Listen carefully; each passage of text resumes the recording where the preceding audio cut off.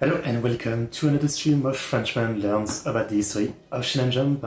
I guess, part of the series of Frenchman learns about Japan, basically. But yeah, this is the third stream already. We've covered the very late 60s to the beginning, the 70s, and now we are in the 80s. We stopped at 83 last time, and today we start with 84. As you can see from the cover, we are starting with Dragon Ball, the year Dragon Ball started, so, one of the most important manga of all time. I mean, some might say Z, but there's no Z with a ball, basically. But yeah, as always, we're watching videos by the channel Trent in Art, amazing channel. Really awesome that they're doing this project and they've been doing it for years, which takes a lot of dedication, I would say. So obviously, the link to the playlist with all the videos are in the description, and do check them out. I mean, I think, it's a great channel, and yeah, we still have a lot of their videos to watch because they're only getting longer. So I'd say I still have a lot of streams to get to everything they've done. So far, I think they have up to 1998, which is the year I was born. So, it's kind of interesting. But yeah, again, we'll continue this series. I think I don't need to do this stream this week. There's still like many other subjects about Japan that I want to learn about and watch video about. So we'll have to do that. I'm turning orange. The sun is coming in, give me a second.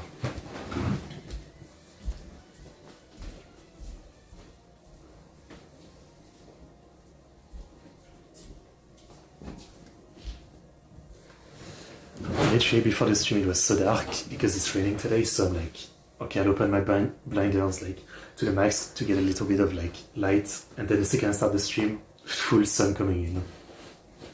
Every time. Every bloody time. But yeah, also the link to my Discord in the description if you want to follow me and share stuff. I'm gonna check out many more videos about many more topics about Japan. So if you get anything, literally about any topic, don't hesitate to share it. I might consider it for either like, part of a stream where I checked out many topics, or part of a topic stream where, I focus on one thing. But yeah, anything is welcome. I mean, I still need to find many awesome channels like this one. And obviously, the thing is, I can't watch the videos before reacting to them, so when I look for channels about a subject, like recently I've had so much trouble with AI channel, and since I can't pre-watch the video, right, it makes it that, yeah, I've made some mistake, where, I thought I found a good video, but it ends up being an AI video, which, it's not great. So yeah, if you know any awesome channel that talk about Japan, tell me about it. Is there much more to say? Not really. Last time we were talking about Kochikame, classic policeman, manga and anime. And I looked it up, and actually, over the last year, there's been a fan sub-team that has been translating like episode of the original run of Kochikame on TV. And they've got the first 50 episodes, I think, translated. So that's kind of nice. I might not watch it anytime soon. I'd rather wait until it's like fully translated or something to give it a try, because if I really like it, sometimes I like to binge. So 50 episodes is not enough, right? But yeah, it's good to know that there's a translation being done.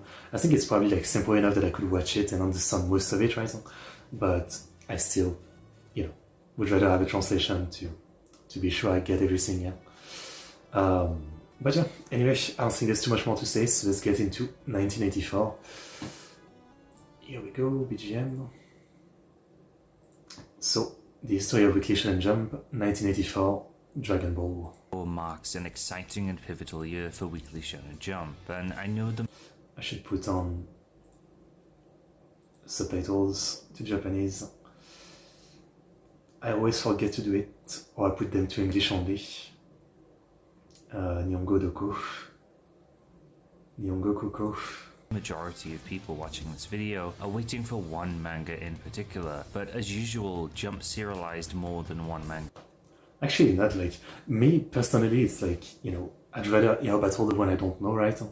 I mean, Dragon Ball is cool, but I already know about it, its impact, and all that, right? I'd rather hear about all the one that are popular in Japan, but maybe never were popular in the West or something. Per year, so we have a lot of other manga to get through before we touch on Dragon Ball. If you can't wait, or if you clicked on this video just for Dragon Ball specifically, I'll leave a timestamp down below so you can skip to that portion. But I recommend coming along for the ride as we look at all of what Shonen Jump had to offer in 1984. Okay.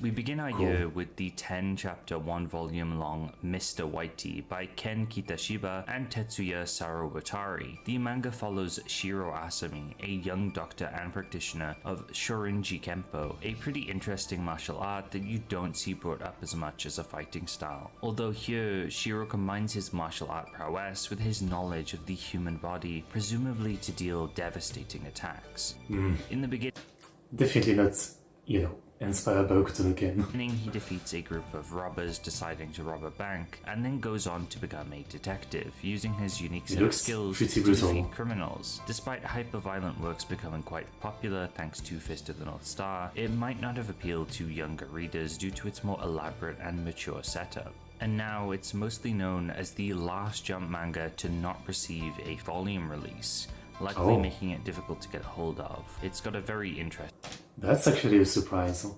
I thought there would be a lot more because, I assume you need a certain amount of chapters for a volume release.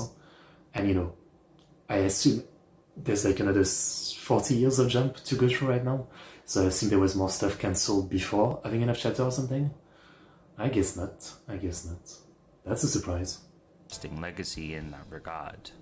Or maybe they do it on purpose, right? They let a manga have enough chapter to at least get a volume out of it. Kimagure Orange Road. Our second manga and the first big hit of 1984 would be Kumagure Orange Road by Izumi Matsumoto, lasting I need to watch it.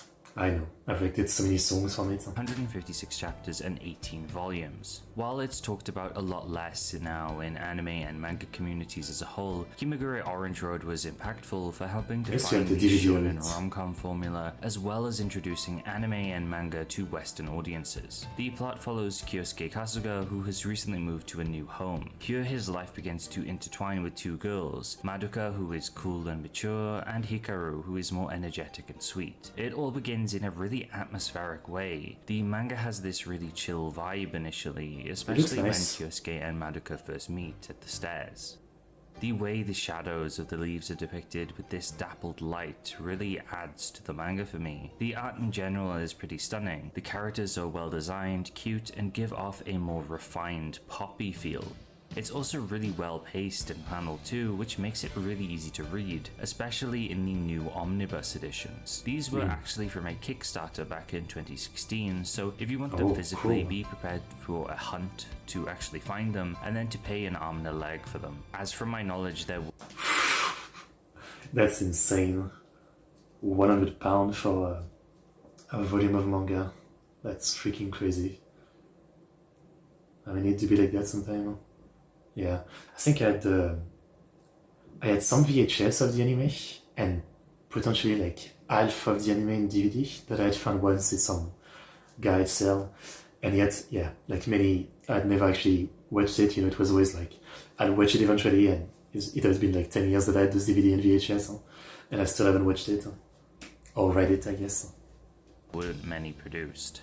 Some basic research also leads me to believe that they were available digitally at one point too, but I can't find out any modern way to read them officially right now, sadly. But if you look in the right places, the new translation with immaculate scans can be found. Course.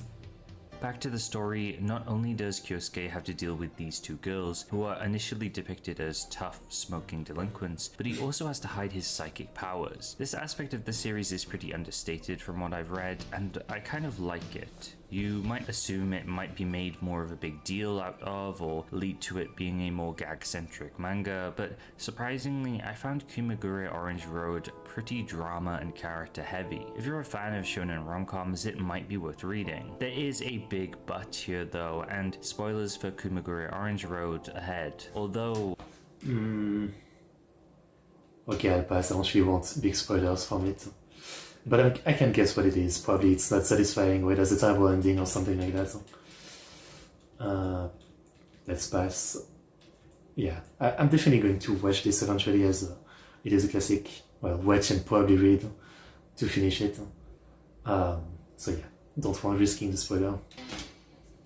Totemo Shonen Tankentai by Hiroshi Aro would last 8 chapters and 2 volumes. It was a gag manga focusing on an exploration team of children who attend Private Paranoia Academy, a school that features programs for elementary to college students, as well as a massive unexplored chunk of territory that includes things such as jungles, ice flats, mountains, and deserts. The premise is pretty wacky and wild, but sounds like it's perfect for a gag manga, with it focusing on the cast exploring these environments and coming across weird things like sentient grapes, whales that can swim through the school, and a bunch of quirky characters and references to pop culture at the time. While the series was very short, it wasn't axed, as it was commissioned by Jump to fill in a space while Masakazu Katsura's Wingman was on hiatus. Hiroshi Aro and fans must have enjoyed it, as he would return to do more here and there in monthly Jump, with it getting an additional volume basically. It also seemed to lack a lot of the ecchi humor present in some of Aro's other work, and overall, with its very cute art and fun premise, this is something I'd love to be able to read one day.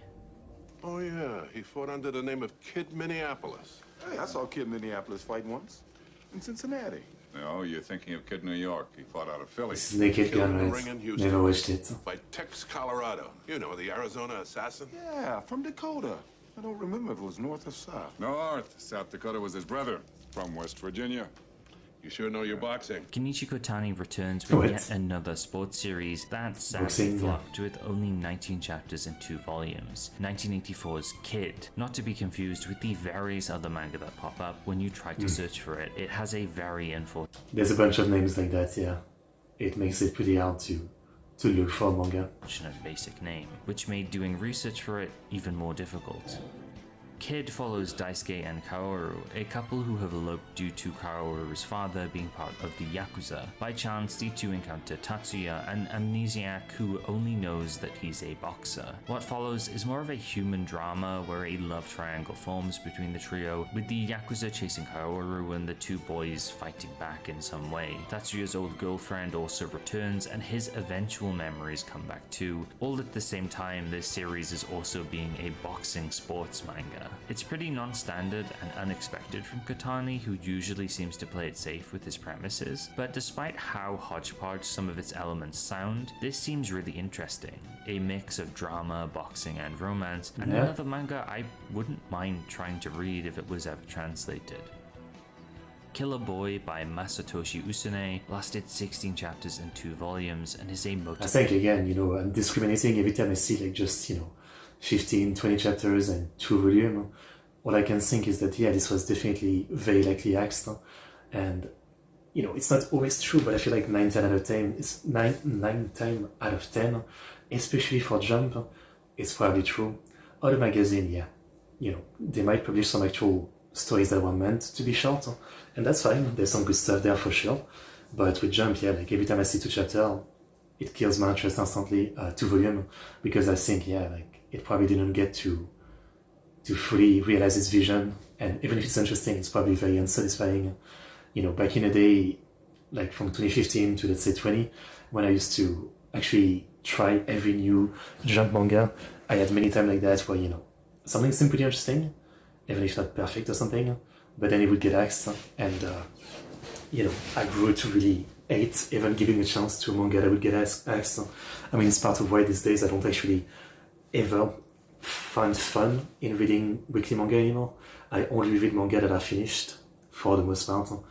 The only exception I might do is One Piece, even though I'm years behind at this point. Because again, stuff being axed, also stuff, fan translation pausing in the middle or something, and then it takes years for someone to take it up again. That's why these days, if I read manga, I only try to read stuff that is finished, both translated and finished publishing, and also that doesn't look like it was axed in 2 volumes. Yeah. motorcycle racing manga. While manga focusing on racing had good successes in the past with things like Circuit Wolf and Yoroshiku Mechadoc, the future wouldn't be so kind with Killer Boy and other racing manga in Jump, with it not finding much success. It's likely a mix of the work itself not appealing enough to its target audience, as well as the subject matter falling out of vogue with the kids at the time. Killer Boy was also pretty technical in its explanations apparently, and aside from that, it was your fairly standard shonen sports manga, with its protagonist Kiratora racing his rivals and aiming to be the best motorcycle racer in Japan. It's not surprising it got cancelled with such a basic premise, where the magazine was undergoing so much change, with countless new manga with new ideas popping up at the time. Masumi Kurumada at this point is a Jump legend, penning one of the most influential manga of its age in Ring ni Kakero, and going on to create the decently received Fuma no Kojiro. He would find himself at the turning point of his career. It was now time for him to create the manga he'd always wanted to. Not the beloved Saint Seiya, that's a few years down the line. Oh, I was gonna say Saint Seiya started the same year as Dragon Ball? Okay. First, Kurumada would create Otokozaka. At the time, this is what he thought his magnum opus would be, and an homage to Hiroshi Motomiya's classic Otoko Epiki Geki Daisho. It, however, was infamously axed at 30 chapters and 3 volumes, with its final page being fairly well known in manga circles throughout Japan, being parodied similarly to 2004's Takaya, the very first Golden Future Cup winner. Otokozaka follows a student called Jingi entering Shinonome Junior High School. Undefeated at the age of 13, he challenges the school's boss to a fight, only to be defeated. We then follow Jingi as he gains strength, becoming an apprentice to a legendary fighter and learning the 108 rules of fighting. Using these techniques, he fights off other delinquents who he gradually befriends and adds to his growing army, in a similar vein to the previously mentioned Otoko Epiki. These stakes get higher and higher as Jingi is embroiled in a conflict with the Junior World Connection, an organization comprised of the strongest... Oh, konbanwa. Hello Mark-Alf. Hello. Otokozaka, yes. Fighters from all around the world, so it's up to him to unite Japan and take them on. Even with the usual Kurumada flair, it seemed that this concept and idea of a boys delinquent manga like this was a bit too old-fashioned. It makes sense as I mean, 11 volumes, 72 chapters is not too bad, huh? I would say. It does seem on the generic side, but, you know, it's not bad. Otoko Epiki had long since ended, and manga like this weren't really found in Jump much anymore. On the final spread, Kurumada declares that this is not the end and the work is unfinished. This is pretty bold, as usually every manga that ends or gets cancelled will say so on its final page, but Kurumada made a massive exception here. The state of shonen manga at this time is interesting, and Otokozaka stands at a crossroads. Kurumada himself helped. It reminds me, Akasaka Aka, the author of Kaguya-sama no Shinoko, his first manga was called IB Bullet, which I read back in the day, and it was pretty interesting, but it was cancelled. And I don't remember if it was in an interview or at the end of the final chapter, Akasaka Aka said that, you know, he would come back to finish it one day, and I don't really know if he will anymore, but, you know, I'm sure there's a lot of mangaka like that, you know, hope that they can, when they come back to finish their unfinished manga that were cancelled. I'm sure there's a lot of mangaka with that wish.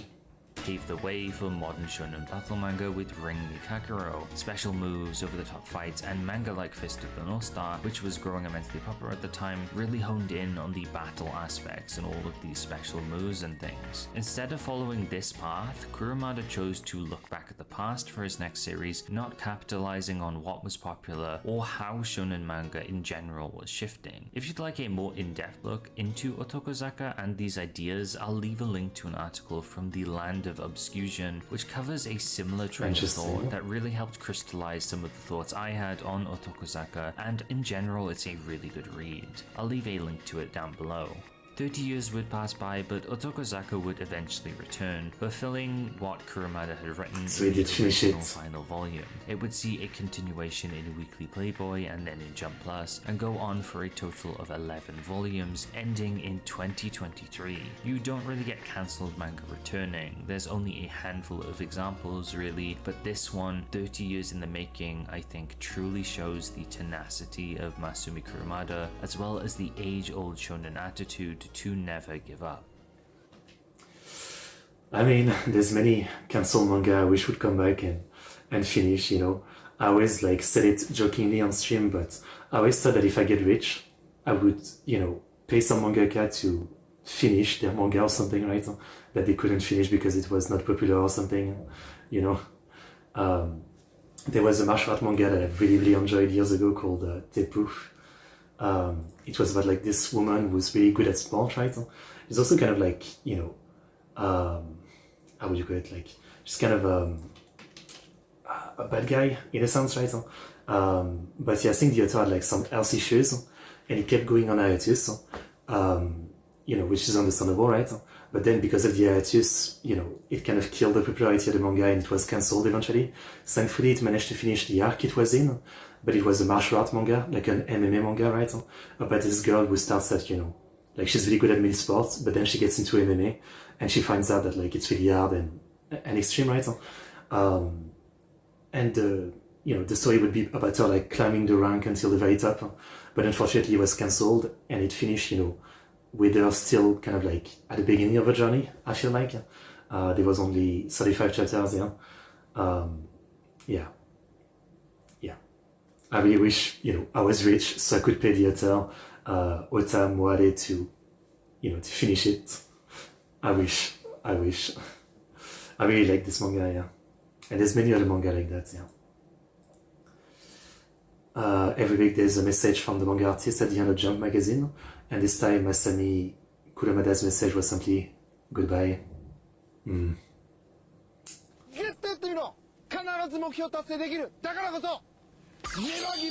Never give up.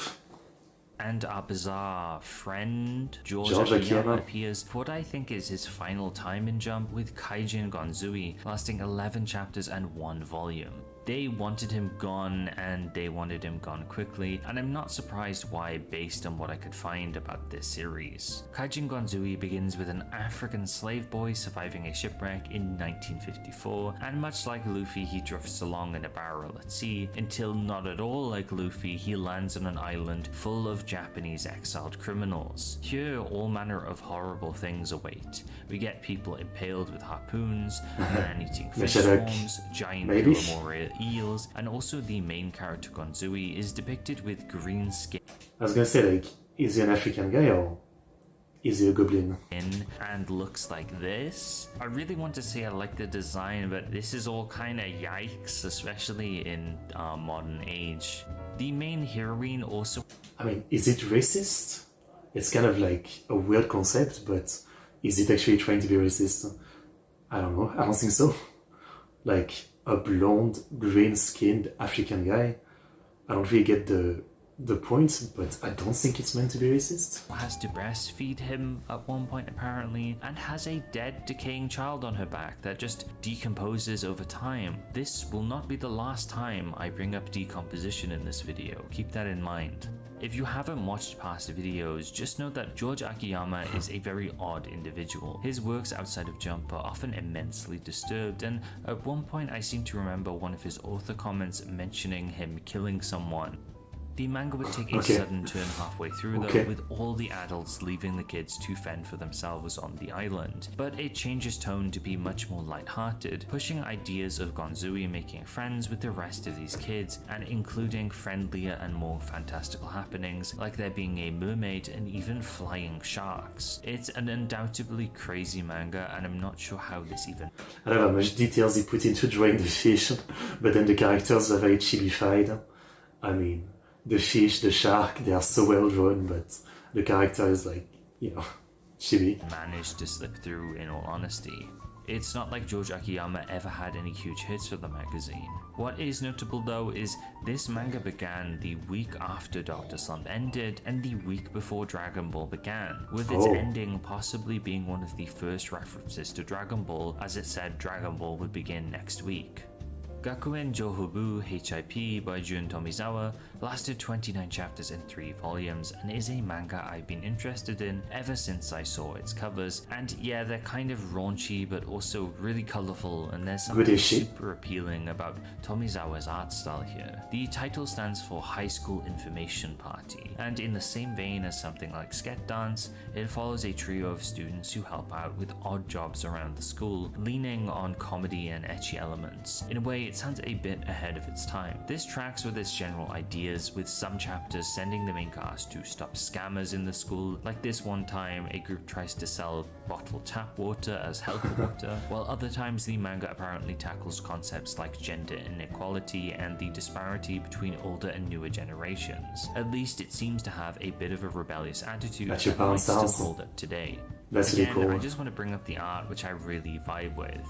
It's in this perfect realm of being stylized but also simplified, but not lacking in polish or quality. There's this distinct feel to these 80s artists and how they draw their characters, in their eyes, hairstyles and clothing, which I really just dig. It's all so cute and poppy. Others seem to like the manga too, as while it did get axed, it ran for 3 volumes, which isn't bad at all. A similar length to series by veterans like Kurumada with Otokozaka, showing that HIP had some merit. It also even got a live action special in 1987, somewhat surprisingly. There's not much I can find about this, but it's cool that HIP isn't the most forgotten thing in the world.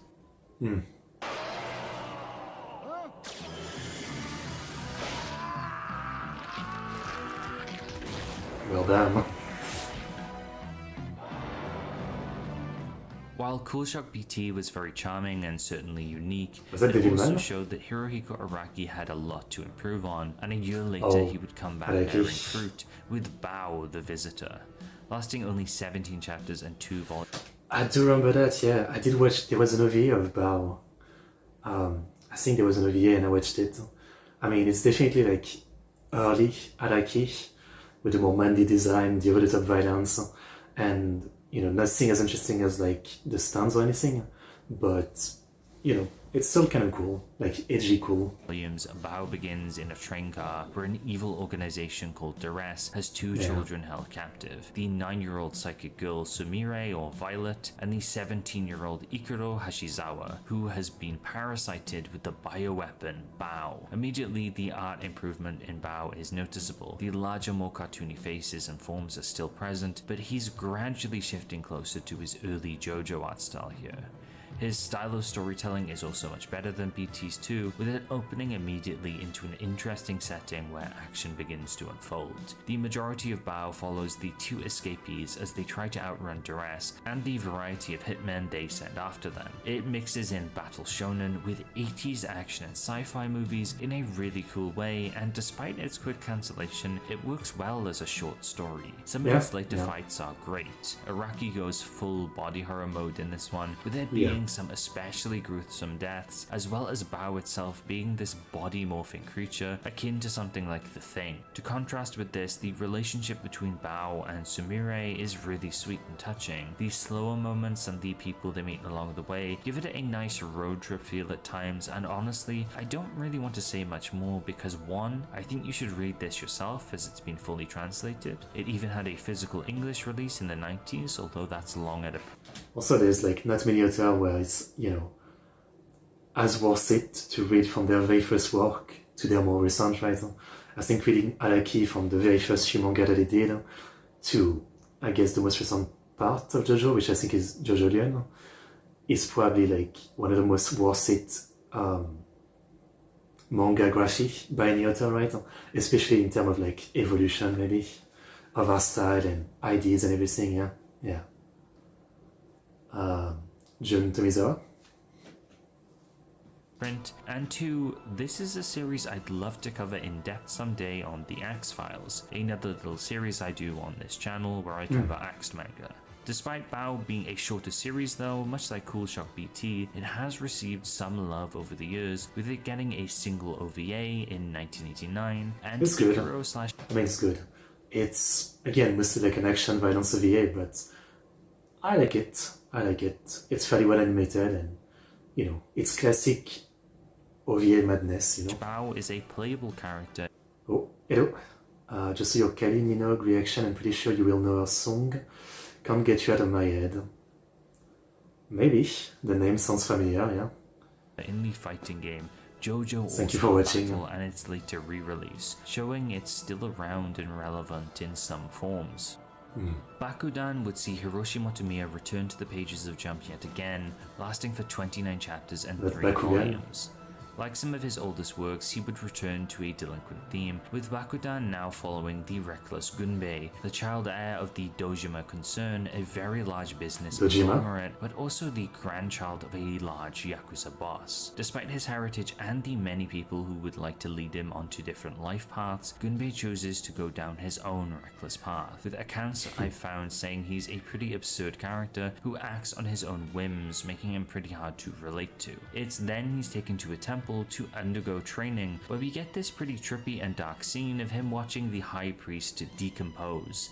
I'm not sure why 1984 is so obsessed with decomposition. It's really weird. I don't know. Despite 3 years of training, Gunbei doesn't appear to change though, with him still acting crazy till the very end, and at one point he even robs a bank. And the finale sees him and all his allies just leave Japan by boat. It's been theorized that Motomiya may have just lost steam with this one, and he himself decided to end it, but perhaps it was also some kind of deconstruction or commentary on his past works, as Gunbei rebelled.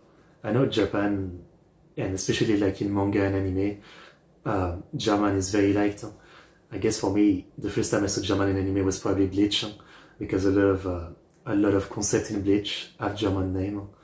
The Quincy, for example, the Quincy race, they use a lot of German names for the attack and everything. Yeah.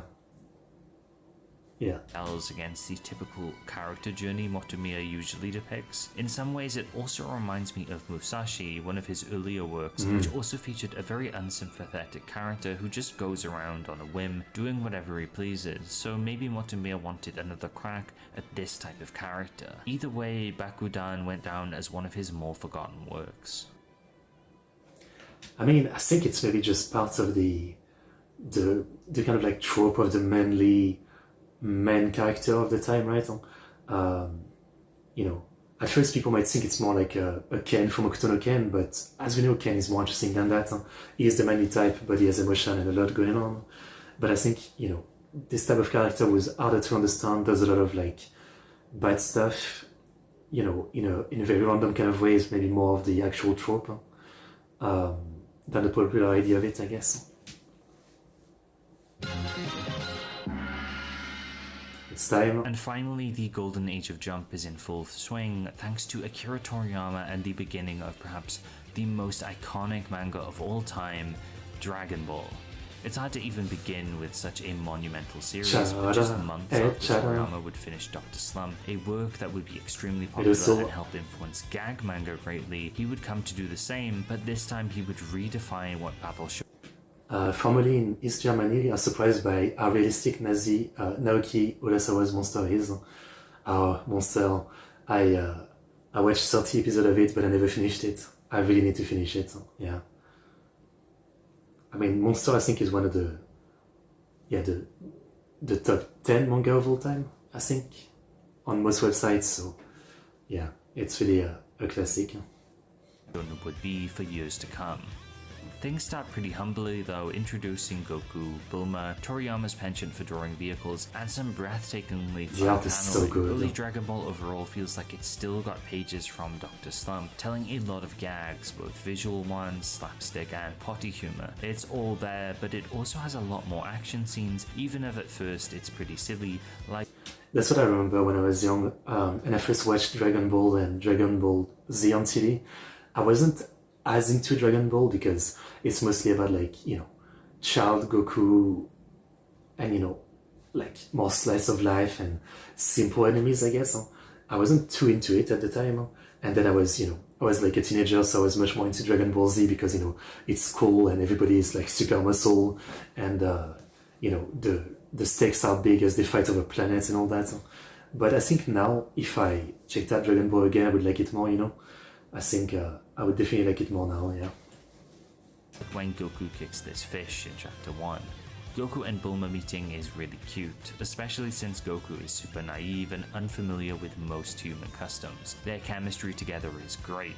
Toriyama sets up these characters to be lovable very fast and then throws us into the main plot, collecting the Dragon Balls. Each ball has 1 to 7 stars, and if you collect all 7, you get a wish from the Dragon God Shenlong. Goku has 1 and Bulma already has 2, so we're off to a really speedy start. Chapter 1 also introduces the Hoi Poi capsules, which I always thought was a nice bit of world building, and it also characterizes Bulma well. The setting is a fun mix of high-tech with some odd fantasy elements and Eastern martial arts.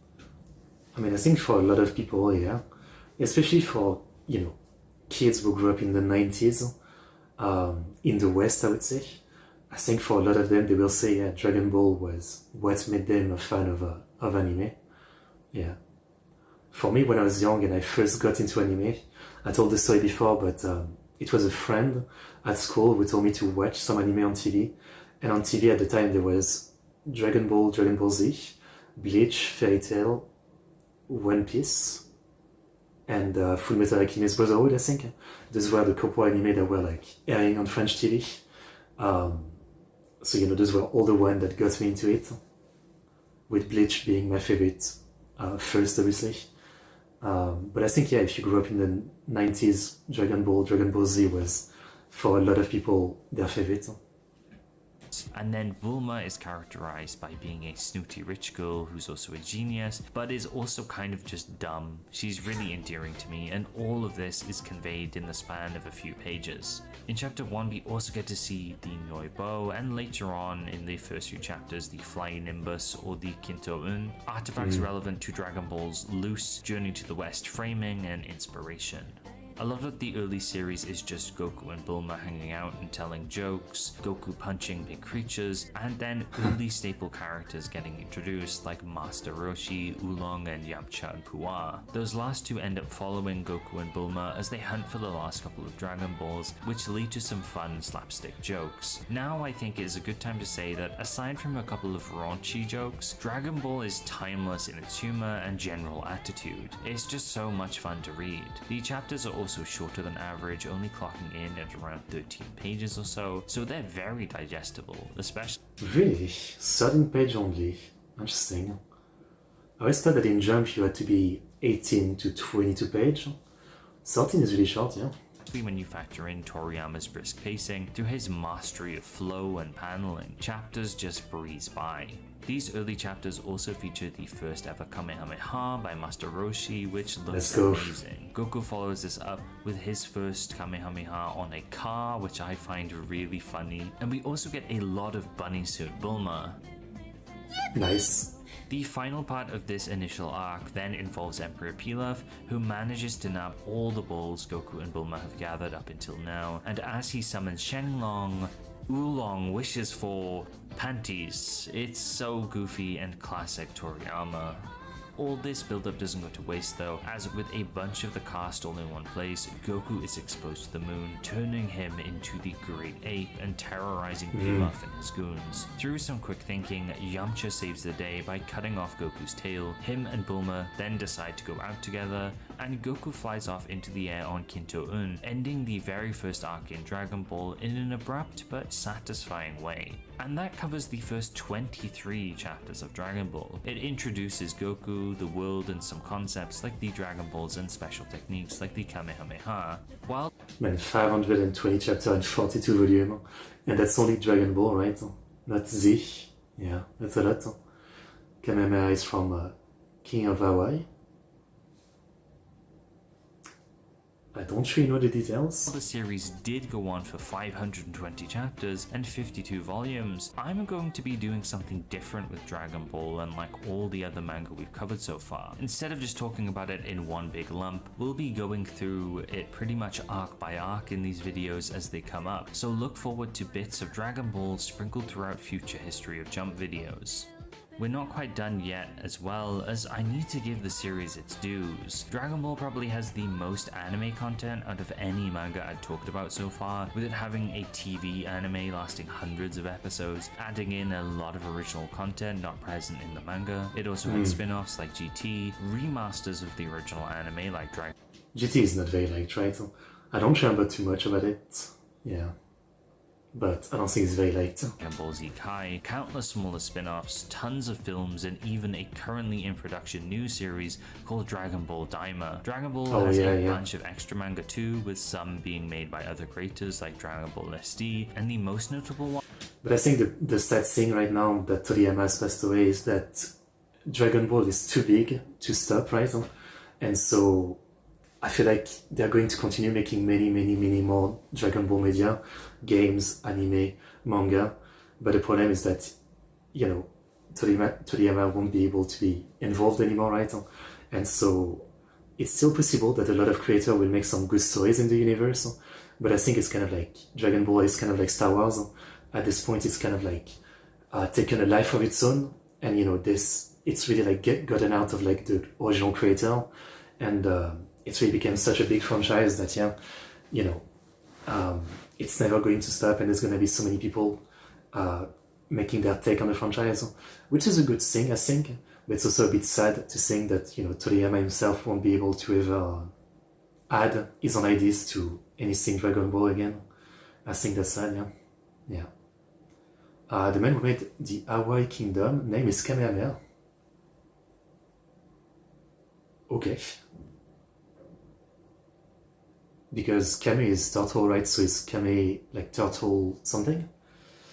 Rest in peace to Akira Toyama and Hiromi Tsuru. Oh, the voice actress for Bulma. I didn't know she passed away. That's sad too, yeah. Yeah. Rest in peace. One which Toriyama supervised being Dragon Ball Super, which spawned its own whole host of extra stuff, which I have zero idea about in all honesty. No. No.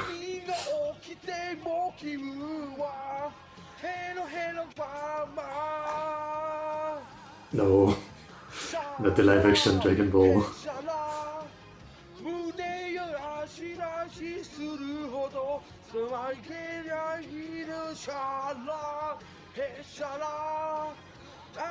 I'm puking in my own mouth.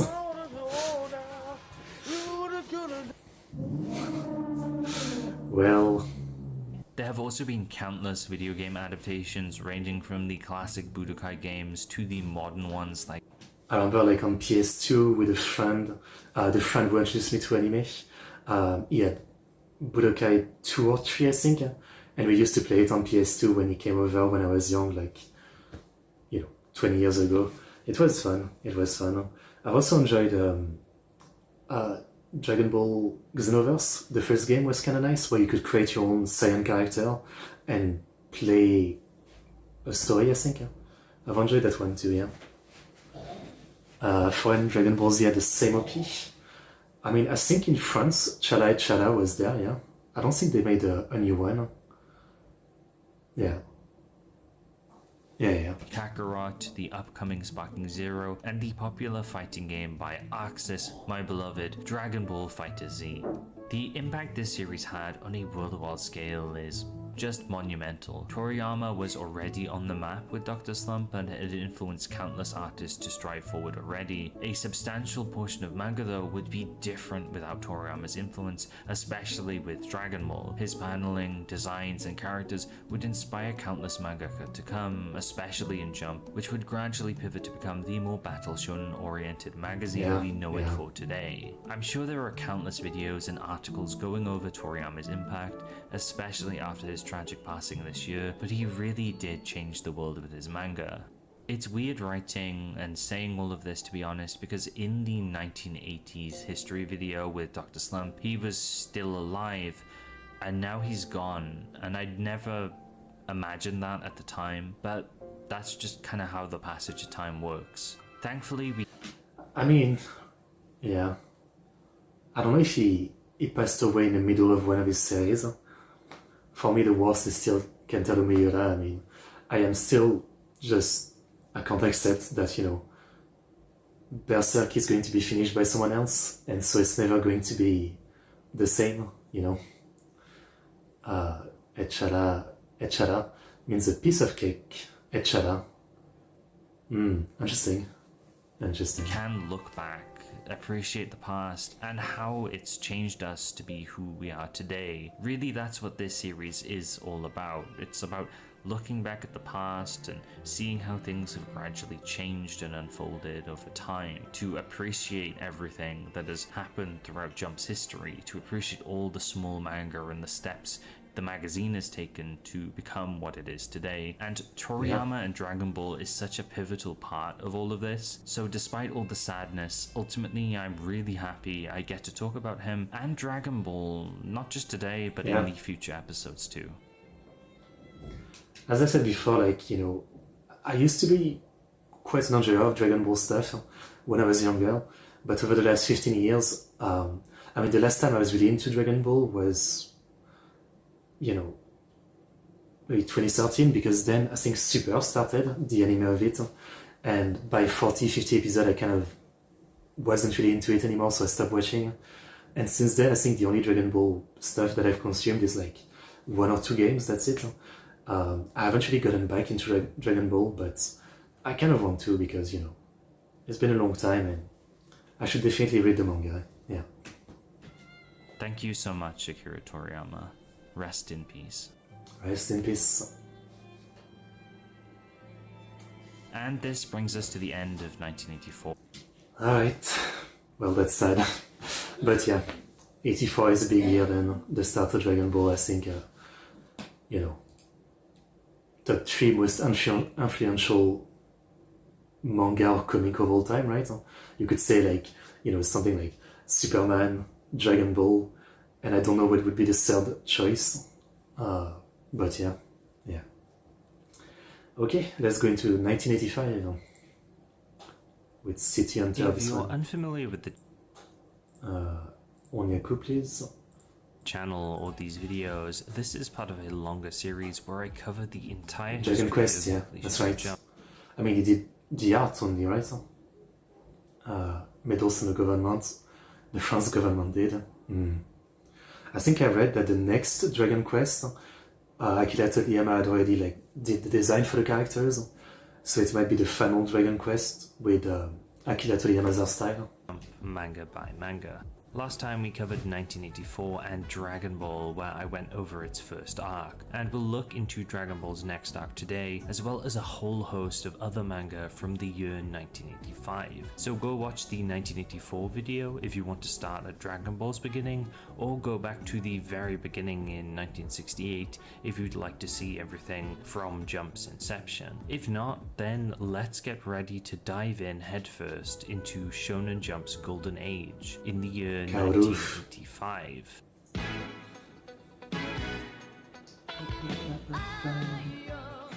Our first manga of 1985 is Mr. Lion, lasting 10 chapters compiled into one volume by Shinobu Onishi. The plot follows Shishido Daisuke, a police officer who was fired for being too violent with local delinquents. He then changes his job to be a substitute teacher in an all-girls school, a setup which might lead you to think it was a gag or ecchi manga, but it was actually a very tame and earnest manga focusing on Daisuke helping the girls with their problems without it being too over-the-top or fight-centric. It's an interesting manga for Jump, which was pretty heavily action-focused at the time. Written by a female author and focusing on having a lot more female characters made it stand out a lot. The softer art also helped it distinguish itself from everything else, but it likely wasn't a very good fit for the magazine, leading to its quick cancellation. Right. City Hunter. Kaoru, don't do it.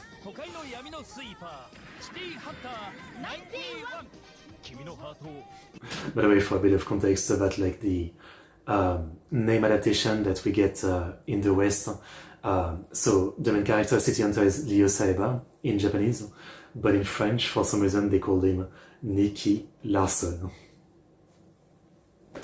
It's not even a very French sounding name, but for some reason that's what it's called in French.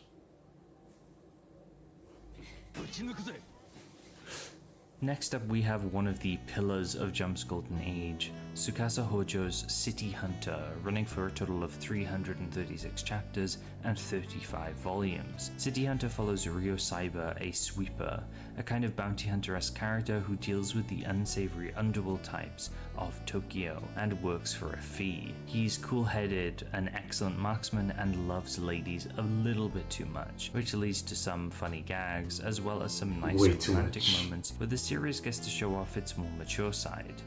At the beginning, Ryo's partner Hideyuki. The art is amazing, the concept is great, but again, having watched all of the original anime, which is well over 100 episodes I think, it's just so repetitive. I mean, you know, he gets into some fight with someone to protect some very beautiful girl. He wants to get with the girl, but by the end of the episode she just leaves, and he has this girl on as a sidekick called Kaoru, who's the one who's always around, right? Who also likes him, but you know, every chapter is like, or every episode is like, you know, there's a new girl, she's beautiful, she's awesome, but by the end of the episode, you know, she's like leaving, and that's it, and then repeat. You know, it's a good concept, but it's repeated so much, you know, it's a bit like Octonoken, right? I mean, you know, outside of like the main villain, most of the episode is like Kenshiro gets somewhere, he helps some people, he, you know, kills the bad guys in like the same brutal way every time, and that's about it, right? I think there was something, but a lot of like those kind of classic 80s mangas was a lot of repetition, which, you know, it's fun usually for like a bit of it, but after a while it really feels like it's repeating too much, you know, at least to me, yeah. The Wantanama, yeah. He is murdered, leading him to team up with his sister Kaori, who becomes a great foil to Ryo, bashing him with a massive hammer if he's being too perverted. They also gradually develop feelings for each other, and their romance permeates the series as they take on different jobs together. Just like Cat's Eye, Tsukasa Hojo has a flair for more mature stories, which stand out in Jump with their adult cast, often tackling loftier themes. Maybe it's akin to seeing an older brother or father figure act that attracted so many people to City Hunter. It could have also been appealing to older readers as well as women who might have vibed with some of the more romantic elements and Tsukasa Hojo's softer and more refined art style, which has only improved since Cat's Eye. From realistic gun. Yeah. I had the VHS. I think I might still have it somewhere. Jackie Chan was Ryo Saiba. That's right. I haven't watched it though. But interesting. It's a weird choice because Ryo Saiba is more like a shooter. It's not really like a martial artist.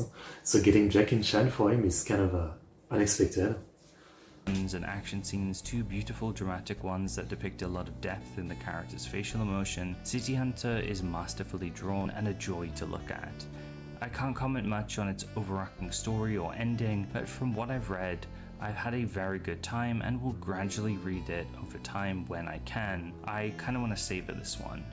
This is a work... I mean, it's actually probably more fun if you read it slowly, yeah? I think the problem for me is that I was binge watching the anime, and again, yeah, like, you know, if you watch only one episode a week or something, it's probably entertaining enough, yeah? Yeah. Kumiko Goto was also in it. It's had fan translations for a long time. It has been published in English as well, similarly to Fist of the North Star, under Gutsune Entertainment's Raijin Comics imprint, but those issues have long since been out of print. In recent years, an official one has popped up through a service called Manga Hot. The app and website appears to be in Japanese, so you'll need to translate it, but they have a professional English translation that does go up to chapter 87 at the time of writing. I can't get the app in the UK, but I can access the website version, which is how I've read some of City Hunter. You can access a few chapters for free before points and adverts get involved. It's not a perfect system, but it is kind of workable if you'd like to read City Hunter officially. I'll try to leave a link to it down below. City Hunter wouldn't just be successful in its original manga form, having some spin-off works and its characters appearing in other major works of Tsukasa Hojo's, like Angel Heart, which is in a sort of parallel City Hunter universe from my understanding. There's also the currently ongoing Kyokara City Hunter, which is a City Hunter isekai, following an older woman in her 40s who gets reincarnated into the world of City Hunter. It also had multiple seasons of anime stretching from 1987 to 1991, animated movies, one of which has a crossover with Hojo's National Beauty Contest. Eye, and one later in 2023, City Hunter the movie Angel Dust. City Hunter has also been the subject of numerous live-action film adaptations, some a bit looser than others, with one of the more famous ones being the 1990. This one. This is literally the cover that I have for the VHS, yeah. Hong Kong version featuring Jackie Chan as Ryo, which was my first exposure to the series, and it's a lot of fun. It even gave us the best Street Fighter crossover ever made. Who's next? What? Huh?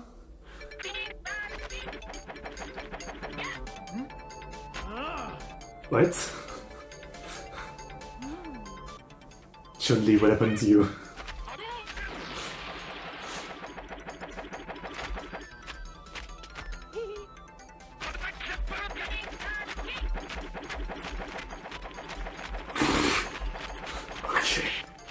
Okay, this seems like a messed up piece of a movie. There's also been the recent 2018 French film, as well as various TV series adaptations from China and Korea. City Hunter also received a brand new Japanese live-action film in April of 2024, which I've also seen, and it's excellent. It really captures the vibes of the manga and it looks great. City Hunter has a pretty large legacy under its belt, with it having fans all... Again, City Hunter is so straightforward, yeah. I feel like it's something that's gonna keep getting different media for a long time.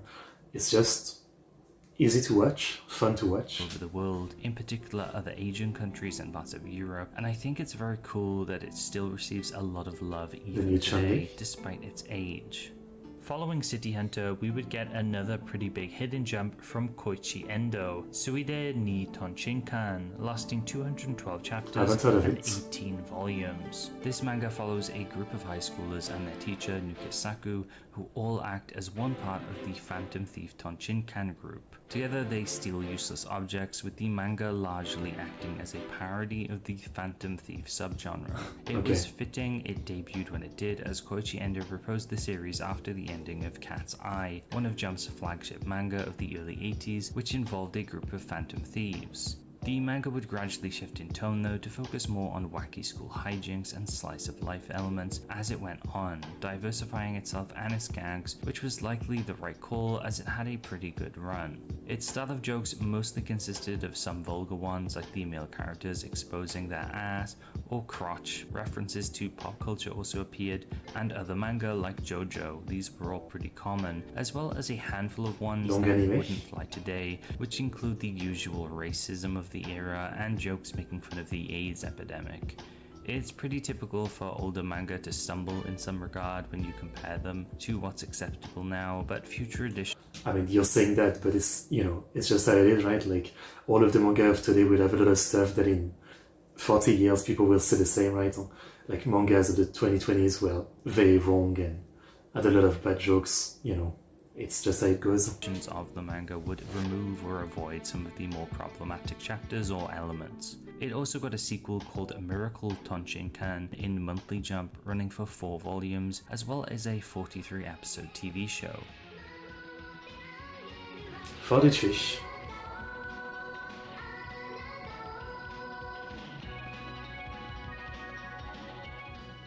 Oyonko Club. Oh, nice.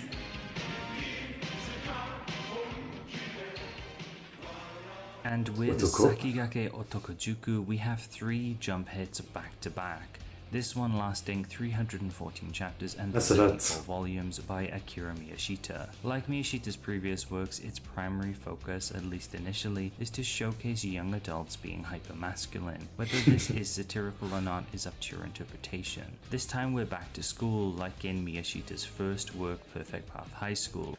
Perfect to have judgment in the back. Otokojuku is a bit more structured, with its students being trained in areas beside just combat, with economics and politics being partially focused on. That doesn't really matter though, as it starts out as a gag manga before gradually shifting to become a lot more battle focused than past Miyashita manga, likely due to the popularity of other manga like Fist of the North Star at the time. The manga would go through multiple large arcs throughout its run, with the main characters often brushing up against it. I love that he is like the crazy, you know, hairstylist that designed like the dragon hair on his head. That looks crazy. It's not a tattoo, it's like hairstyle. I want a dragon hairstyle. Like a Yakuza tattoo, but hairstyle. Comedian talk about how this manga is crazy. Eibachi Edajima, and master of Otokojuku. Other schools or groups, battling them with various martial arts or in sports-like competitions, with them befriending new characters along the way, like your usual traditional shonen battle manga. I've got to confess, I didn't actually read all of Sakigake Otokojuku. I've read plenty of Akira Miyashita manga up until this point, and it felt kind of samey after 3 volumes. If his other manga appeals to you, or if you want to read a long, old-school shonen battle manga, I think you might enjoy this though. Sakigake Otokojuku has had, from my knowledge, 2 entire fan translation efforts, as well as an official one which is available on Manga Planet, the same service I mentioned when I talked about Ginga in the 1983 video. Sakigake would also receive various sequels and spin-offs by Akira Miyashita and other authors, as well as a 34-episode anime and film in 1988, with it also getting a 36-episode net animation series starting at the end of last year in 2023. And ending just a few months ago of me writing this. Again, another Golden Age jump, Juggernaut, that's still receiving. It looks very October again. 2008 live action.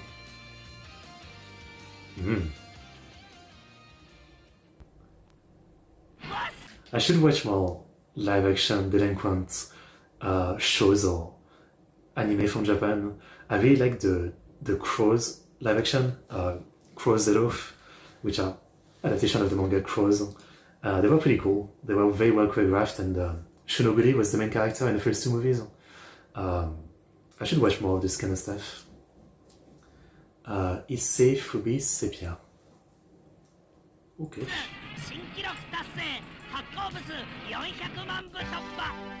Kinnickman. 筋肉マンをはじめ北斗の拳キャプテン翼などなどヒット作を連発週刊少年ジャンプお前はもう回し読みできないよし、メール。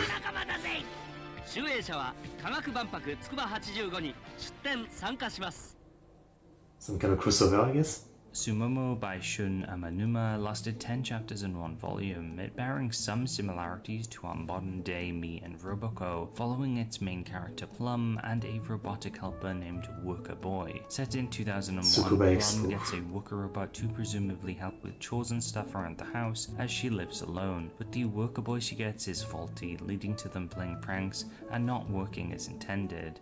It's through this though that they develop a close bond together. The ending of the manga sees the manufacturers of the worker boy reclaim him as he's a faulty product, and from what I understand it ends bittersweetly since Plum is left alone without worker boy. However, worker boy is ultimately fixed and is returned without his memories aside from his knowledge of Plum's name. Accounts I can find discussing it praise it quite a bit for its uniqueness, storytelling and art, but are aware it's a bit of an odd work, which is why it likely couldn't thrive alongside the giants of Jump's golden age.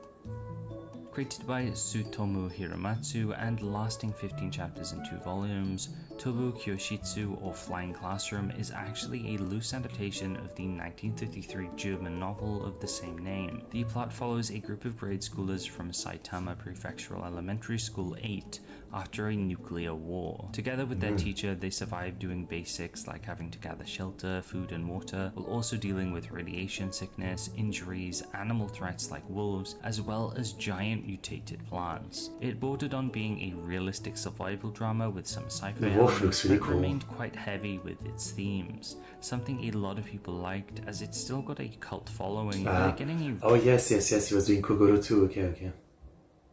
Yeah, okay. I do miss him too. The replacement is a voice actor I really like, but I still don't feel like it doesn't feel like Kogoro anymore, yeah. I still can't get used to it. reprint in 2020, with the author even mentioning an interest in creating a sequel. Jump, however, didn't think it fit the magazine at the time, apparently not cancelling it due to lack of popularity, but its content not really fitting in with the magazine at the time, which is a shame since, as well as sounding like a very engaging and different manga from what Jump was serializing at the time, it had some really cute art that contrasted well with some of the more detailed scenes of the city's destruction. Okay. After finishing Cobra, Buchi Terasawa would go on to create Black Knight Bat in Jump, it debuting on the magazine's 17th anniversary and it lasting for 1 volume and 10 chapters. Not very Black long, Knight no. Bat might be one of the first manga to ever use computer graphics and computers in general for its creation, with Buchi Terasawa being a pioneer in this Oh field. yeah. I think you mentioned it before, yeah. Interesting. It doesn't look bad, to be honest, right? I think it looks kind of interesting. I talked about before, the author of Gantz in the 90s, he really tried to do like a 3D manga, and frankly, it looked really bad. But this, the mix of live action and 3D and the color choice is not bad. Yeah. All of the sunshine building in Tokyo being blown away by a nuclear explosion and flying all the way to Saitama Prefecture was incredible. That does sound like a crazy concept, yeah. Yeah. I did look it up, and seems like it was some kind of disagreement about contract, maybe, and money. I guess we can never know the full thing without him saying it, but that seems to be it. Yeah. Some objects in Black Knight Bat look like they're from a computer, and some coloring was apparently done on one too. The use of computer graphics only helps aid Black Knight Bat's weirdness though, as it begins with the 17 It really also looks kind of comic art style more than manga. year-old Bat Duran, who one day ends up going to an alternate world called Rainbowria. There she becomes queen of a planet that's a spaceship, which she protects with the Thunder Sword. It sounds like something straight out of a child's sketchbook, which works well as I think it really leans into this Alice in Wonderland children's picture book drug trip vibe. Nothing seemingly makes sense. Panels are filled with colourful cartoony characters reminiscent of a more Western style, and what I can only describe as random objects are featured everywhere as characters, enemies, or background details. It's such an interesting manga, I think because you'd never expect it to be in Jump, based on its weirdness, eroticism, and the fact it's an author's playful little art experiment. From what I can tell, about half of its chapters have been translated into English, all in full colour, with no strong overarching story. It's a perfect manga to just check out if it seems interesting at all. I'm not sure whether Black Knight Bat was axed or not, as it could have been intended to be a short work, but I'm not sure from just reading it. I think both could fit. Either way, it's such a bizarre manga to read and a great example of why I decided to make these videos in the first place, because I get to find and read weird stuff like this. This is definitely Just something a I would love to give a try to, yeah. It's a tennis manga lasting 10 chapters in one volume by Yasuki Inoue. Initially, it begins as a much more grounded work, focusing on a protagonist wanting to beat their rival who looks suspiciously like Char Aznable from Gundam. But quickly it began to be a bit more loosey-goosey with its rules and art, leading to it to focus more on gimmicks up until its very swift cancellation. Nothing much here, just an axed tennis manga, unfortunately. Wolf Ni Kiss by Kenichi Kotani and Yu Terashima would be their last work in Jump, lasting 13 chapters and 2 volumes. After a string of flops throughout the last several years, this duo would pivot to doing an ecchi school battle manga about a girl raised by wolves called Ichijo Mika. From what I could find, the manga was all over the place during its run, having elements of slice of life, with Mika being reintroduced into human society, her wolfish tendencies leading to gags and ecchi moments, like her stripping, although she's like 11 and I don't think it's appropriate I show any of that. Aside from the gags, battle elements also existed, with there being a werewolf mentioned and some kind of organization that might want to take Mika away. Maybe it's for the best. Okay. This was quickly axed though. Duc de Marie in one of pause. Taku Chiba, the creator of football rom-com Kickoff, would return this time with the baseball rom-com Shori. Sadly, it would only last 13 chapters and 2 volumes, with it being criticized for its simple portrayal of baseball that lacks strategy and its romance elements which were dated This at the was time, serious? with manga like Kumagure Orange Road and City Hunter Only one portraying much volume. more nuanced and adult romances. Shori was just behind the times, so it was promptly cancelled. Roadrunner by Ryuji Sugihara lasted Another 22 bike one? chapters and 3 volumes, starting out as a manga following Retsu, a motorcycle courier who engages in high-speed chases with the police. It initially seemed more like a Lupin versus Zenigata situation at the beginning, rather than anything super criminally related, with Retsu likely getting involved in various episodic hijinks before the manga turned into more of a pure racing manga. It did better than a lot of The art other is really good. series from this year, but it was still cancelled a few months after it began. Love and Fire would see Shinji Hiramatsu return with a boxing manga, again. but only briefly for 13 chapters and 2 volumes. The main character Hono lost his parents to boxing and grew up in the slums of Africa, hating the sport, but gradually he is called to it again and becomes a boxer. At the beginning he fights Again. a Michael Jackson lookalike called Sniper, and Sorry. the story sets up the Look it final up. boss, Jesus.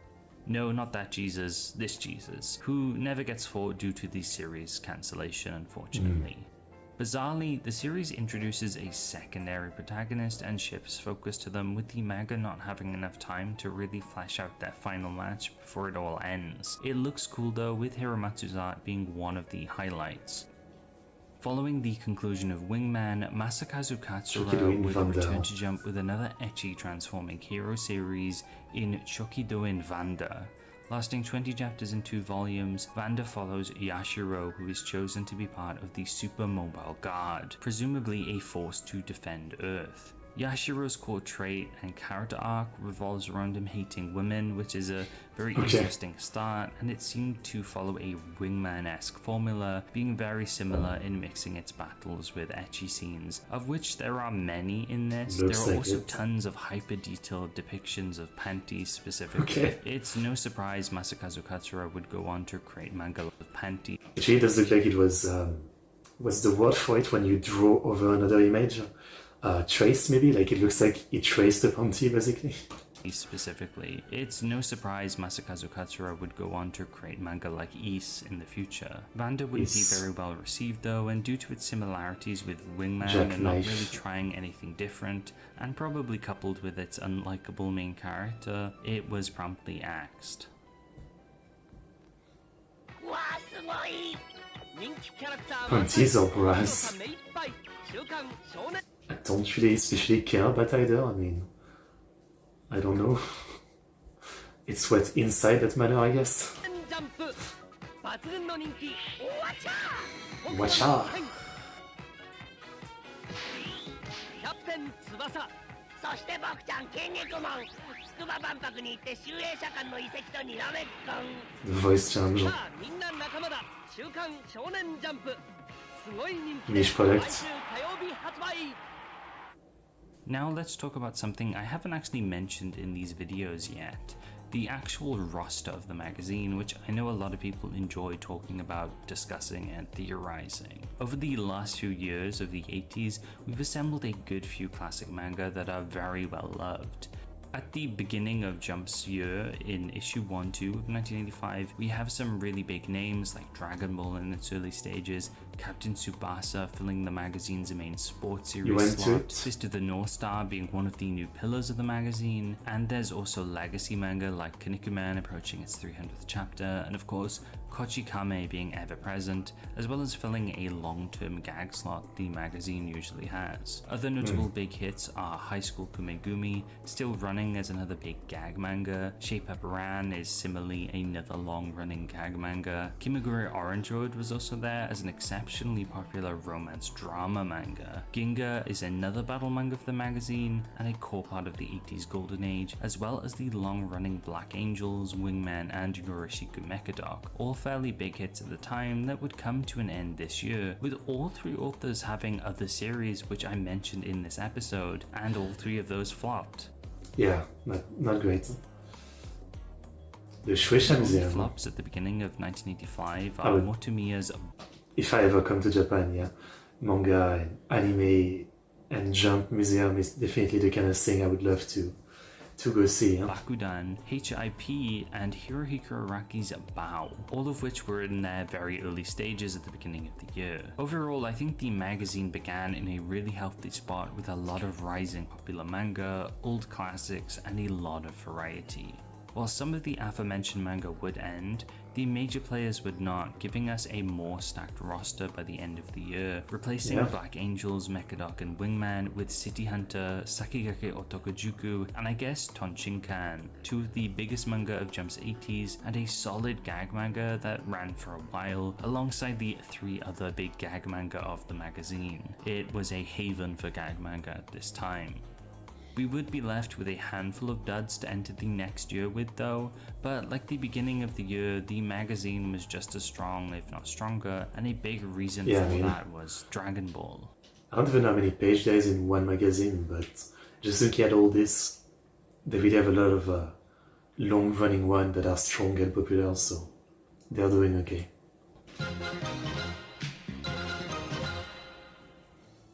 The latter half of 1985 would focus on the 21st Tenkaichi Budokai arc, the series still being in its early comedy-focused arcs, but interweaving more action. We last left off with Goku riding into the sunset on Kinto-un, but he soon finds out he has no food and returns to Master Roshi to... I don't know if I really want to watch this part where he recaps the manga. I think I'll pass this part. I mean, I think most of us know what happens in Dragon Ball for the most part, and I guess I'm more here for, like, you know, learning about all the different manga in the magazine. Yeah, I think the rest of the video is just talking about Dragon Ball. Okay, well, I would say 85 is very, very, very strong. We've really reached a point where, like, there's many series that I know, and that I've read some, if not a lot of it, or watched, I guess. So, yeah, 85 is maybe my favorite year in Jump so far, in terms of, yeah, how much I know, I guess. So let's see what happens in 86. Since Jump by 1986 had only been growing bigger and bigger. Each subsequent year added huge manga after huge manga to its roster. We first got Fist of the North Star, then Dragon Ball, City Hunter, and now, at the very beginning of the year, we would get yet another piece of Jump's golden age. So let's not wait any longer and dive straight into Shonen Jump in the year 1986.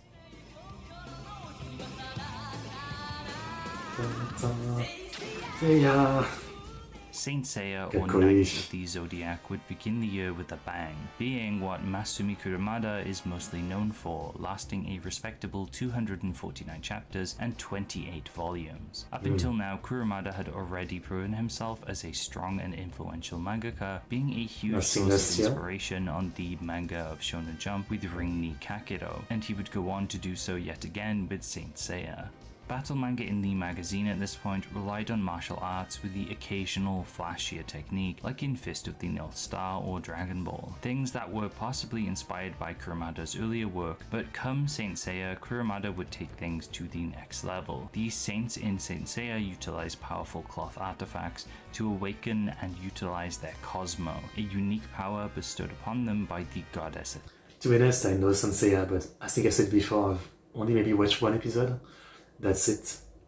I love the opening song, but I really don't know too much about Saint Seiya, yeah. Never really watched much of it. Athena used to protect her. One such saint is the titular Saint Seiya. Well, I don't actually know, no. I don't know the ending of Saint Seiya. Again, I've watched one episode, only one. It is one of the classics that I just never really got into. I will need to give another try one day. Seiya, who possesses the Pegasus cloth. Young people don't know it. I would say that storytelling isn't Kurumada's strong suit, with the plot of Saint Seiya mostly being pretty simple setups to start fights between the saints. The story would go through multiple large arcs, seeing Seiya, Hyoga, Shun, and Shiryu battling their peers, the Dark Saints, the Silver Saints, Gold Saints, and even Poseidon and Hades throughout its run. But from the very beginning, it was an especially popular series, managing to get its anime in October of 1986, which you can see mentioned on the 45th issue of the year. The anime would run all the way until 1989 and have a total of 114 episodes, giving way to even more Saint Seiya anime after, as well as films and some live action adaptations, some of which are as recent as this year, with a new 2024 Saint Seiya film just having come out. The series has never stopped being popular, with it having multiple prequel and spin-off manga, and even an ongoing sequel in Saint Seiya Next Dimension in Shonen Champion, in which Masumi Kurumada has been working on since 2006. We would be here all day though if I had to list every single manga, anime, film, game, or even musical related to the series. Its franchise is just as big as the rest of Jumps Giants, if not bigger. But let's talk about, in the West at least, I feel like.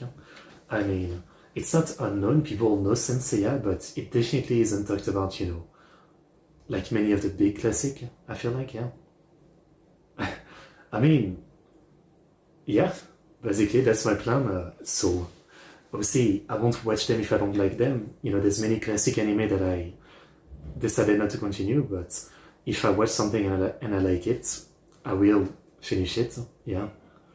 I mean, I love anime, I guess. Whenever evil saturates the world, it is said that inevitably the fighters of justice, the warrior saints, will appear. And today they have revived. I mean, Doraemon, I've watched some of the movies now. No, actually I haven't. We had watched some episode of Doraemon once, yeah.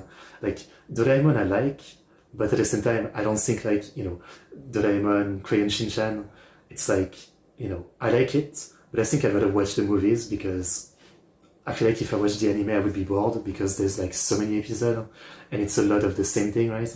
But the movies are more interesting. At this point, I've watched like the first 5 Crayon Shinchan movie, for example, and I really enjoyed them, so I think something like Doraemon or Shinchan, yeah. Too many episodes, and I think I would definitely feel like they repeat too much. But the movies are cool, yeah. Yeah. Stand By Me Doraemon. I think the problem with Doraemon is that there isn't much English translation. So I think I had looked, but I don't think there's many translations for the movies. Stand By Me, I think, is one that's translated, but like a lot of the classic Doraemon movies, there's no English translation, for now at least. So that's why I haven't really tried getting more into Doraemon. Yeah. Saint Seiya!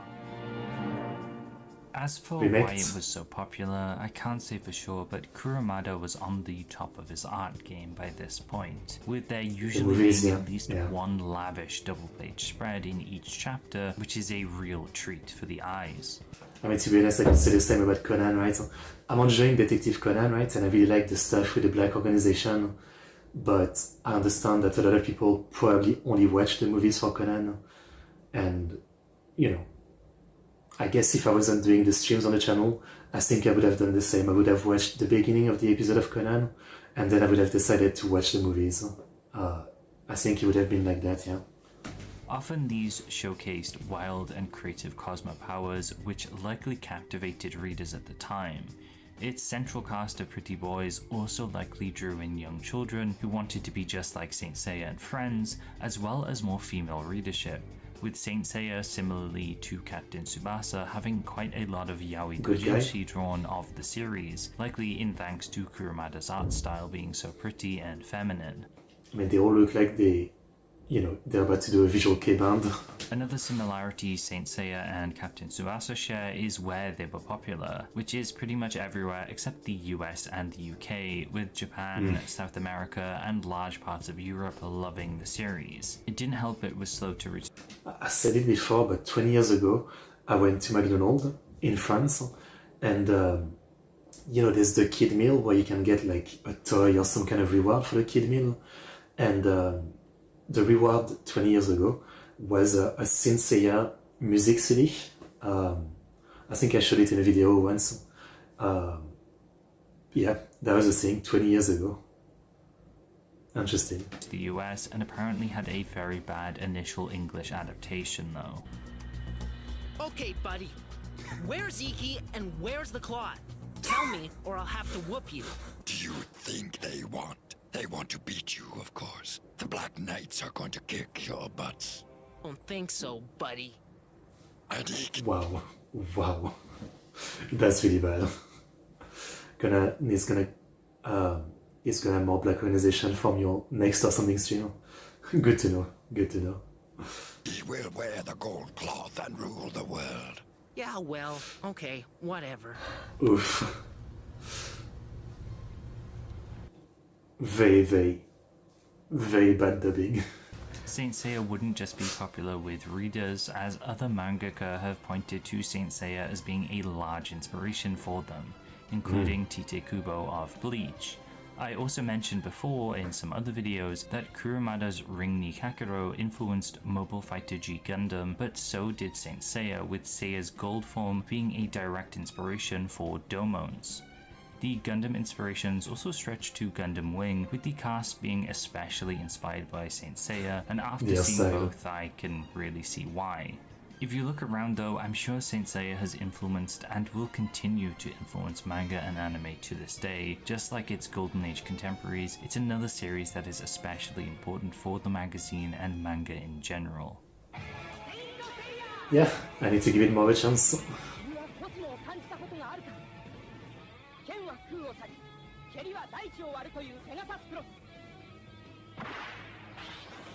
The quality. 144p. 今よみがえる英雄伝説セイントセイヤ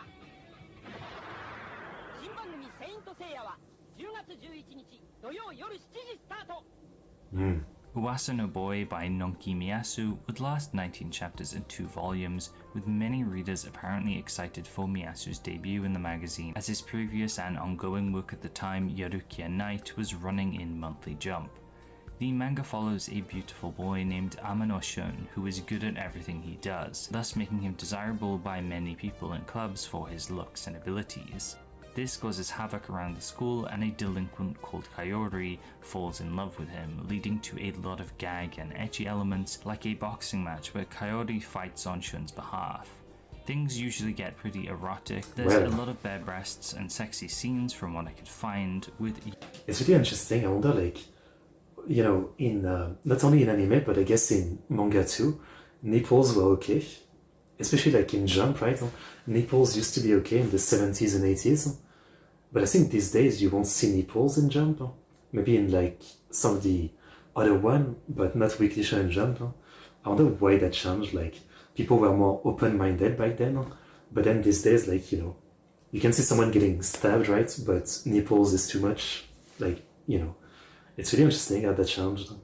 Like, when I was young, I remember watching the first Gundam, and there was like a shower scene where, you know, you could see nipples, and I was like, okay, I didn't expect that, yeah. But then, you know, there's a lot of ecchi and fan service in modern anime, but not to that point. It's kind of interesting. Yarukia Night apparently going even further, and perhaps due to high expectations, Uwasa no Boy just couldn't cut it in Jump's heavily competitive Golden Age. A little bit of a shame, since the art by Miyasu is really nice, and the concept of a pretty boy being the target of affection from a delinquent is a refreshing change of pace from the usual romance and ecchi manga Jump. Paintings? I mean, yeah, a lot of countries where, you know, stuff like lolis is definitely quite controversial. The UK is a weird place. Had serialized so far. Hiroshi Motomiya has been a historic author for Shonen Jump by this point, being there from the very beginning in 1968 with my ever-beloved Otoko Ippiki Gaki Daisho, but 1986 marks the debut of his final series in the magazine, Sekiryo, Red Dragon King. It would last 50 chapters in the magazine, then moving to Super Jump in 1987 to conclude with a total of 9 volumes. And I don't even know how many magazines there is in Jump. There's Weekly, Monthly, Super Jump, I forget one, Young Jump, right, I think?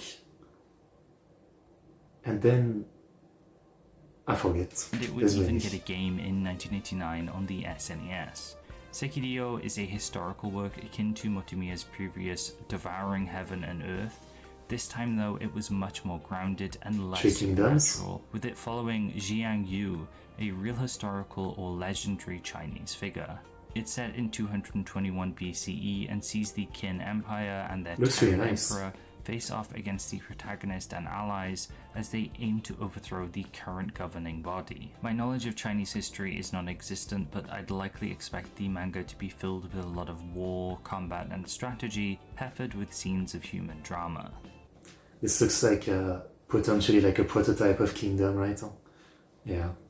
The artwork by Motomiya is as iconic as ever, and it's interesting to see an older style present in the magazine, alongside a lot of newer works. While Sekiryo lasted an entire year in the magazine since his debut in Jump, much had changed. Art-wise, content-wise, and the stories Motomiya wanted to tell were likely falling out of vogue. Or he himself was getting tired of them, evident when he ended Devouring Heaven and Earth himself. Speaking of that manga, I have a little addendum. I can't get comfortable even with 10 years ago in a manga, but how were old people able to do? I don't know. To it, as the first volume of it, as well as Sekiryo, have had their first volumes officially translated. Unfortunately, they are hidden in the cracks of the internet and locked behind Renter's point system. The fact that only one volume of each is translated is also a shame too, as at best you can only get a taste of these works. It's a bit of a bittersweet ending to Motomiya's run in Jump, and I'll be sad to see him go, but Jump is perpetually in a state of great change, and new and exciting manga and mangaka can be found around every corner. Yeah. Animal Boy or Animal Fighter by Soichi Yagihashi lasted 1 volume and 10 chapters and follows a boy called Izuru who wields the wild fist style of martial arts that mimics animals.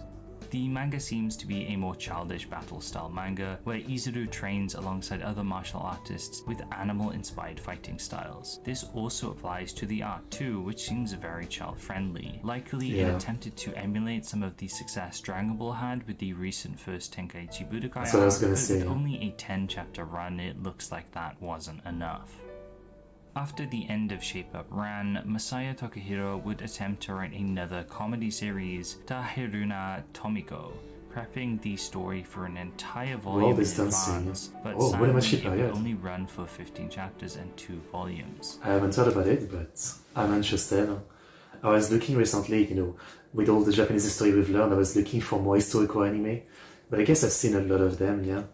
The best one I've seen recently was Idamari no Ki, which takes place around the end of the Edo period, just before the Meiji Restoration. You said the world is dancing, so I'm always up for more like historical anime. Oh yeah, okay.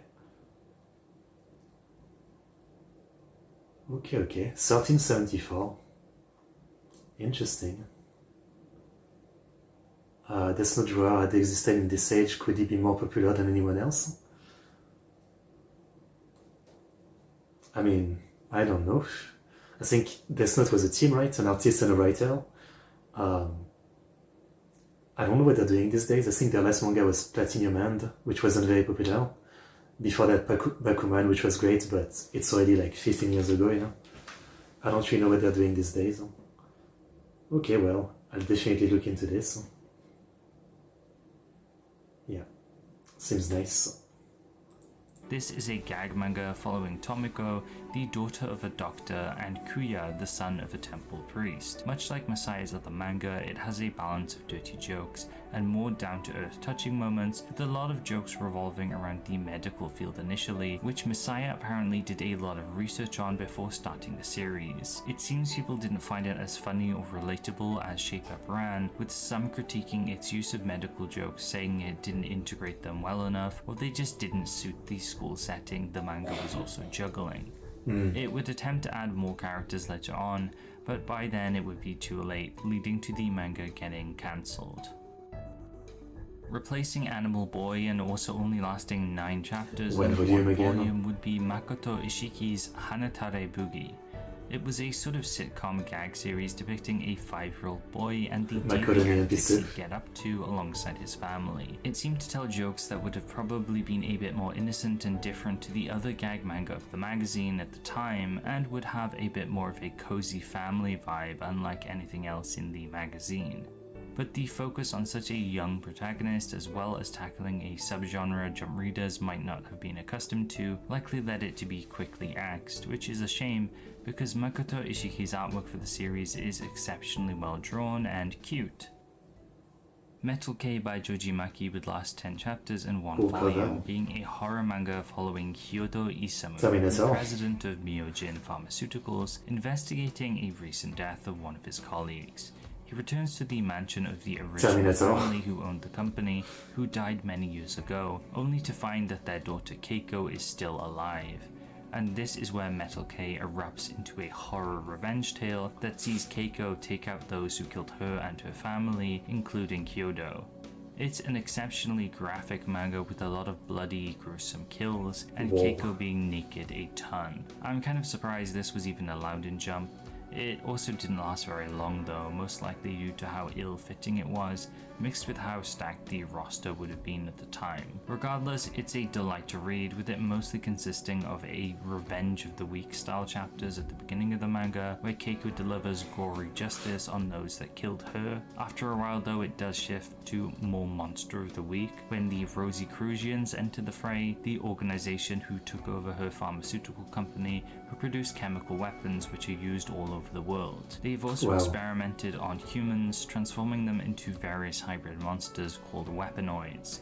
The fights are genuinely really fun and a great spectacle, and I think anyone who enjoys horror films would get a lot out of Metal K despite its short run. It is somewhat obtuse to obtain though, with me finding it with an official translation on a website called Yomoyo, which uses a point system.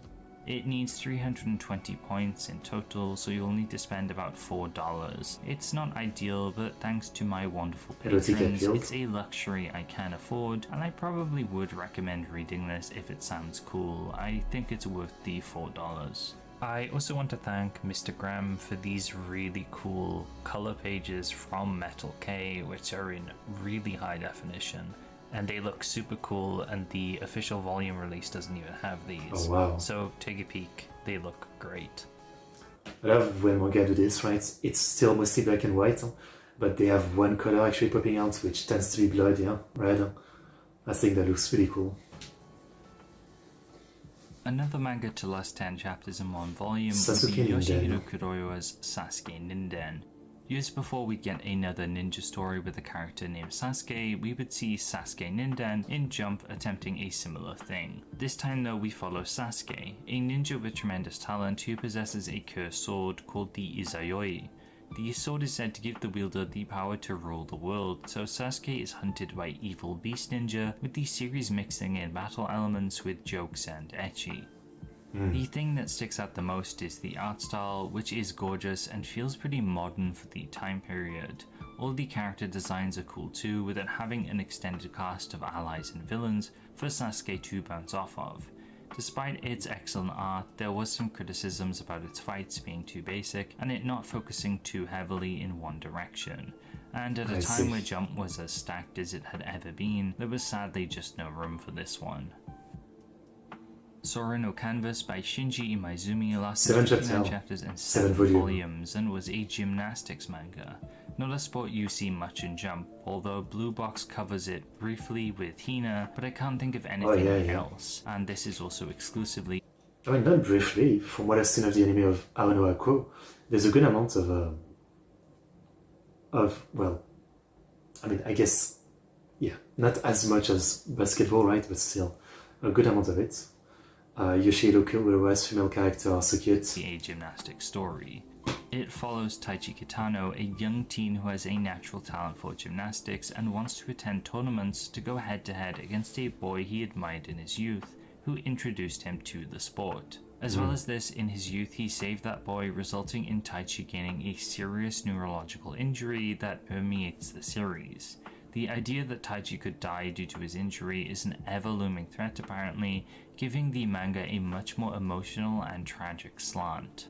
Further complicating things is the boy Taichi met in his youth isn't a boy at all. Her name is Akagi Haruna, who attends a gymnastics club run by her father, who is the coach and becomes involved with Taichi's life as he attends more competitions and does gymnastics training. Several characters, including Akagi, are aware of Taichi's condition, and it seems a lot of them lied to Taichi to give him the motivation to live. In Akagi's case, she doesn't tell Taichi who she really is in fear that if he knows, he might give up on gymnastics, succumbing to paralysis and eventually dying without having achieved anything. Other characters lie and say they are the boy from Taichi's past, acting as a rival figure to him as well. It's a work that's often described as something that would make readers cry every week, and I think that's really interesting since Jump rarely deals with dramas, never mind tragedies like this. The manga really struck a chord though, and seems to be a cult classic among Jump's fans in Japan. It's a shame this one's untranslated as it sounds really emotionally gripping. Hustle Kenpo Tsuyoshi by Tsutomu Hiramatsu lasted 10 chapters and 2 volumes and followed a boy called Tsuyoshi who aims to get stronger through beating others with martial arts, so he joins a local dojo. Classic. There he meets the siblings Minako, the motherly older sister, and Midori, a tsundere type who is the same age as Tsuyoshi, who also does rhythmic gymnastics. For the most part, the battle elements were said to have been not very interesting, and a large focus is put on the two girls in conversation, especially Minako, the older sister, who some liken to a proto-Misato figure from Evangelion. I can kind of see it based on some pages I've seen. Even with cute girls, Hustle Kenpo Tsuyoshi wasn't strong enough to withstand the golden age though, and it was promptly cancelled.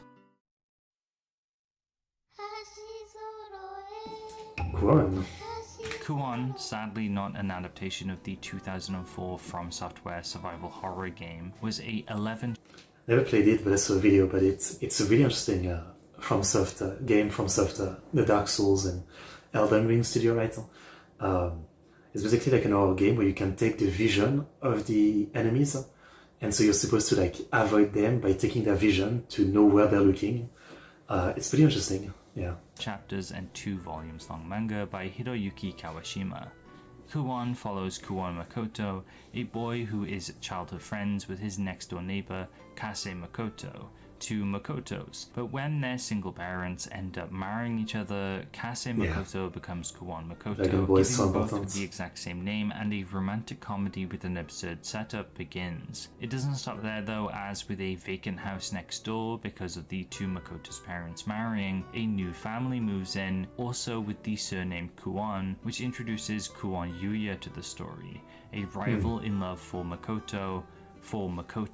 It also seemed to play all of this straight, being focused on being more of a romantic drama first, with the jokes only really coming from the naming convention of the characters, and that's something that also supplements the romance and how frustrating it would have been for every Kuon involved. Think of the school rumors when people start talking about Kuon. Which of the three would they even be referring to? There's also a girl called Rino who male Makoto is into, which complicates things even further, making female Makoto very jealous, and there's a lot of scenes depicting her just lost in thought. It's a very well drawn manga, and it's refreshing to see a romance manga without an abundance of ecchi, even using its technically siblings thing to further illustrate how frustrating it is for the two Makotos to get together. Sadly though, it was cancelled before anything was made concrete, but it does remain a sort of hidden cult classic in the Japanese Shonen Jump sphere due to its insane concept. Kenritsu Umisora Koko Yakyu Buen Yamashita Taro-kun, or... We actually haven't had a baseball manga in a while. I'm surprised, but here we go. Yamashita Taro, member of the prefectural Kaiku High School baseball team, was a baseball manga lasting 178 chapters and 21 volumes by Koji Hoseki. The manga follows Yamashita. Eternal time Kuon. For when I understand the character names mean. I mean, naturally, you know, I think some names you have to look up, but most foreigners we don't really know. Somebody saying names what they mean without looking at the translation, obviously. And a lot of time, there's no, you know, like people just don't know, yeah. Taro the worst baseballer ever who, despite that title, wants to be the very best, who with enthusiasm, hard work and a passion for the sport helps bring the Kaiku baseball team to victory. Unlike a lot of other sports series, this one apparently has no school scenes, doesn't feature a coach or managerial character, and focuses on the actual baseball games, pacing itself well so it manages to go through many full games throughout its run. Hirohiko Araki, who would soon debut JoJo in the following year, cites Taro-kun and Koji Koseki as a massive influence for him and JoJo specifically, which is interesting as both manga are so different, which Araki himself comments on. He even drew Taro-kun once and he looks pretty goofy in his style, but I think it was really sweet of him to do this. It would also receive a 34-minute OVA as part of something called the Jump Anime Carnival in 1988, and even though it didn't receive a full anime, it did very well for itself, lasting as long as it did. Even though the magazine was bulging at the seams with great series, and with Captain Tsubasa acting as its premier sports title, Golden Age Jump still couldn't say no to a new baseball series, and I think that's a testament to how much this magazine loved to a new baseball series, and I think that's a testament. I don't know who this character is. I don't know what the joke is. Maybe she's called Testament. To how much this magazine loves baseball. I'm pretty glad Jump found another long-running baseball series, and I probably won't have to talk about another one for a while. Let's check the next manga. It's Kirara. That sounds like a rom-com. And if you can believe it. It's a baseball series. Kirara by Shinji Hiramatsu ran for 15 chapters and 1 volume, and is indeed a second back-to-back baseball series. It heavily distinguishes itself from Taro-kun and pretty much every other baseball series though, as it mixes the sport with Hiramatsu's usual violent and over-the-top flair. Kirara follows the titular Kirara Ikuzawa, a delinquent and baseball god who managed to get 26 consecutive strikeouts in his last regional tournament. Unfortunately for him, he and his girlfriend Nami are shot up following a bank heist gone wrong. Kurosaki is black promontory, and Ichigo is protecting one, as the kanji, or strawberry in different kanji. Yeah, you see, like, I guess, you know, if you think of translating something like literally, you know, I always knew that Ichigo means strawberry, right? Because he had, orange hair, basically, I guess, maybe. But I guess the kanji often means something very different, yeah. Yeah.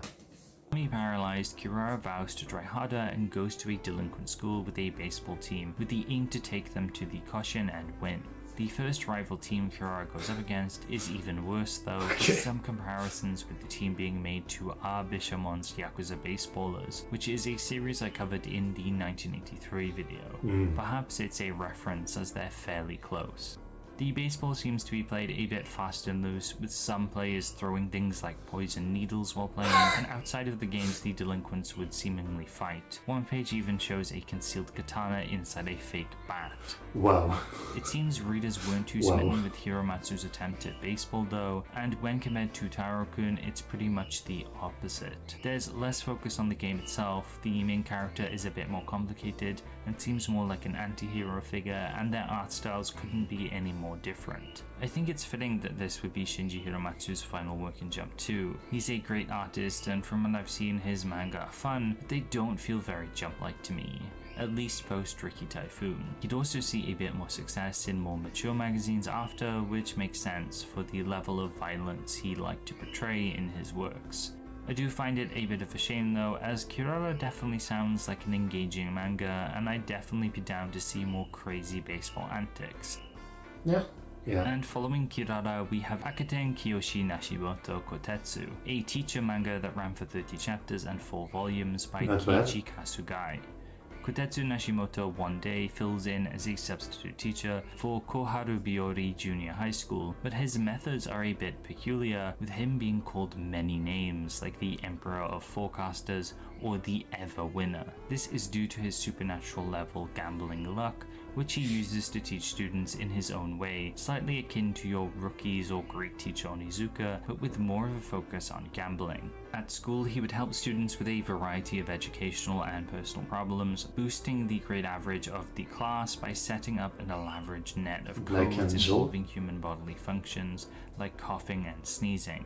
Things like this were common early on in the series, but halfway through it shifted to being a teacher tournament manga where Kotetsu had to go head to head with other wacky teachers in various games to prove he's the greatest teacher of them all. It seems to have lost its way a bit halfway through, or perhaps Kasugai wanted to shift the focus of his manga to see if he could last longer in this very competitive period that Jump was in. It would work to an extent though, with the manga being much longer than its cancelled contemporaries.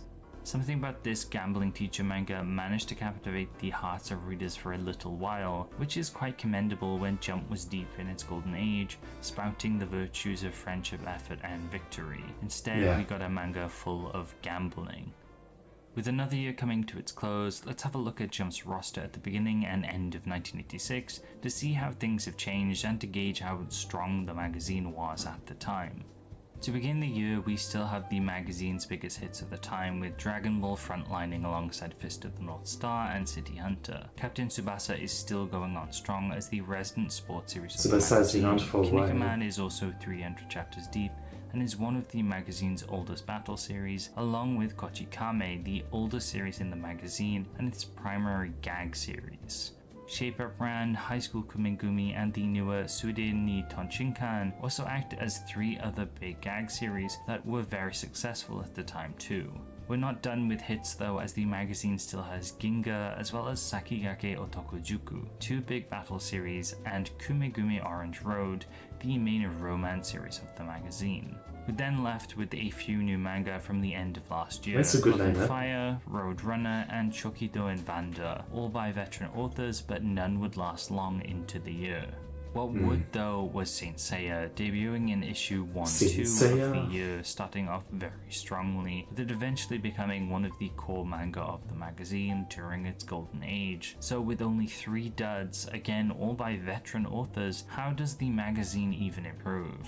Well, first of all, we lose those 3 duds from 1985. Shape Up Ran also ends, and Messiah's new series sadly doesn't make it to the end of the year. Kumegure Orange Road is still in the magazine, but takes an extended hiatus at the end of the year, leaving space for a few months. Kenritsu Umisorai Koku Yakubu and Yamashita Taro-kun would be a big addition to the magazine and a second major sports series. Motomiya Sekirio, Soro no Canvas, and Akaten Kyoshi can longer be smaller successes, filling out some of the magazine for a while, leaving us with Kirara and Kuwan, which was on its final chapter at the end of this year. So all in all, we only have 2 duds at the end of 1986, with Kuwan being replaced with the one and only JoJo's Bizarre Adventure at the very beginning of 1987. There is just no space in the magazine. It's almost all successful series full of variety and history. That's amazing. We are well and truly in Jump's golden age now, and while we'll see some series come and go, we have a few good years of this to look forward to in future episodes.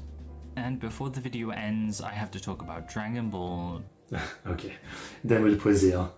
Again, I mean, I'm sure, it could be fun to relive a bit of what happens in Dragon Ball, but, we're more here for the landscape of the magazine, so I guess I'll pass this part, yeah. Okay. Well, another very strong year. I mean, 85, 86, so far it's really what some might call, I guess, a golden age of Jump. The series are very strong. There's so many legendary classics, especially by today's standards, right? Yeah, it's a pretty great time. Alright, so yeah, let's go into 87 and the start of JoJo, which is awesome, right? Let's go. And I think we'll stop with this video. Last video for today, 87. Over the last few years of the 80s, we've seen many classics find their home in Weekly Shonen Jump. And if you watched the last video, you'll know that Jump was pretty much full of hit manga. So where do we go from here? Well, Jump in 1987 gets a little weird, or you could say a little bizarre. Silly jokes aside, let's waste no time and jump straight into Shonen Jump in the year 1987. And the Amon, no. Jojo. Starting in the very first issue of the year, we have JoJo's Bizarre Adventure by Hirohiko Araki, one of the more popular manga we've covered so far, that's remained relevant with constant sequels. The JoJo... I know Steelball Run is on Netflix right now, and it's so sad. I mean, Netflix is really, on one side they're giving the money to make those anime, on the other side they're kind of killing the popularity. I don't know how people are looking at it in Japan, but in the West, everybody has agreed that, the way Netflix is releasing JoJo since Stone Ocean is really bad, because, people love weekly anime, right? And Netflix has this very weird way of either like releasing many episodes, or right now it's like one episode and then 3 weeks no episode and one episode, and it's kind of killing the talk of part 7 right now. So no one is really talking about part 7 right now, which is crazy because it's JoJo, right? It's really sad. I mean, I'm sure it's still a good anime, but as far as like popularity, because Netflix is like doing so bad at like releasing it, the popularity right now is like, again, I see no one talking about it. Yeah, I'm sure most people don't even know it's happening, that there's a new JoJo season. It's really sad. Lands, its 9th part, is still ongoing now. The series started all the way back in 1987 with Phantom Blood, which we'll be talking about today. Contrary to later parts, which would last over 100 chapters usually, Phantom Blood is a quaint 44 chapters long, compiled into roughly 5 volumes. And before I get any comments about it, JoJo was originally just one big manga. The parts didn't really come into play until around Stone Ocean's debut, but we won't get into the nitty-gritty of that here. Now though, they've been recognized as separate parts of one whole series, and for the purposes of these history videos, it makes them a lot easier. I mean, they're basically arc if you want, yeah. To track and talk about them individually. So while I might refer to JoJo as one big series here and there today, we'll be exclusively talking about JoJo's initial story, the gothic vampire tale, Phantom Blood. We begin in the 19th century. Through the Industrial Revolution, the development of humankind quickly has sped up, and the wealth gap between the poor and rich has widened. This is a story of 2 boys who fall into those camps, the young rich boy Jonathan Joestar and the pauper Dio Brando, who has been sent to live with Jonathan and his father due to an old favor being cashed in by Dio's late father, Dario Brando. While Jonathan is rough around the edges, he strives to become a true gentleman and seems relatively excited to hear he'll be getting a new brother, but that soon changes. Not the dog. Is when Dio arrives and kicks his dog Danny, and thus begins Not a Danny. generational conflict, tying Dio to the I will never Joestars forgive for Dio. decades to come. If you can't tell already or just don't know, I adore Phantom Blood. It's often seen as the weakest JoJo part, and I understand why. It's the shortest, it's the first Araki ever made at his youngest, so it makes sense it wouldn't be good as the later parts, which have more to build off of. But I do believe that it still deserves a great respect. I mean, it's still great, right? It's kind of like, there's many series like this where people say, usually put down the beginning or something. Like these days I see people say all the time that, the One Piece isn't that great, you need to really hold on until like Arlong Park. And I never agree with that.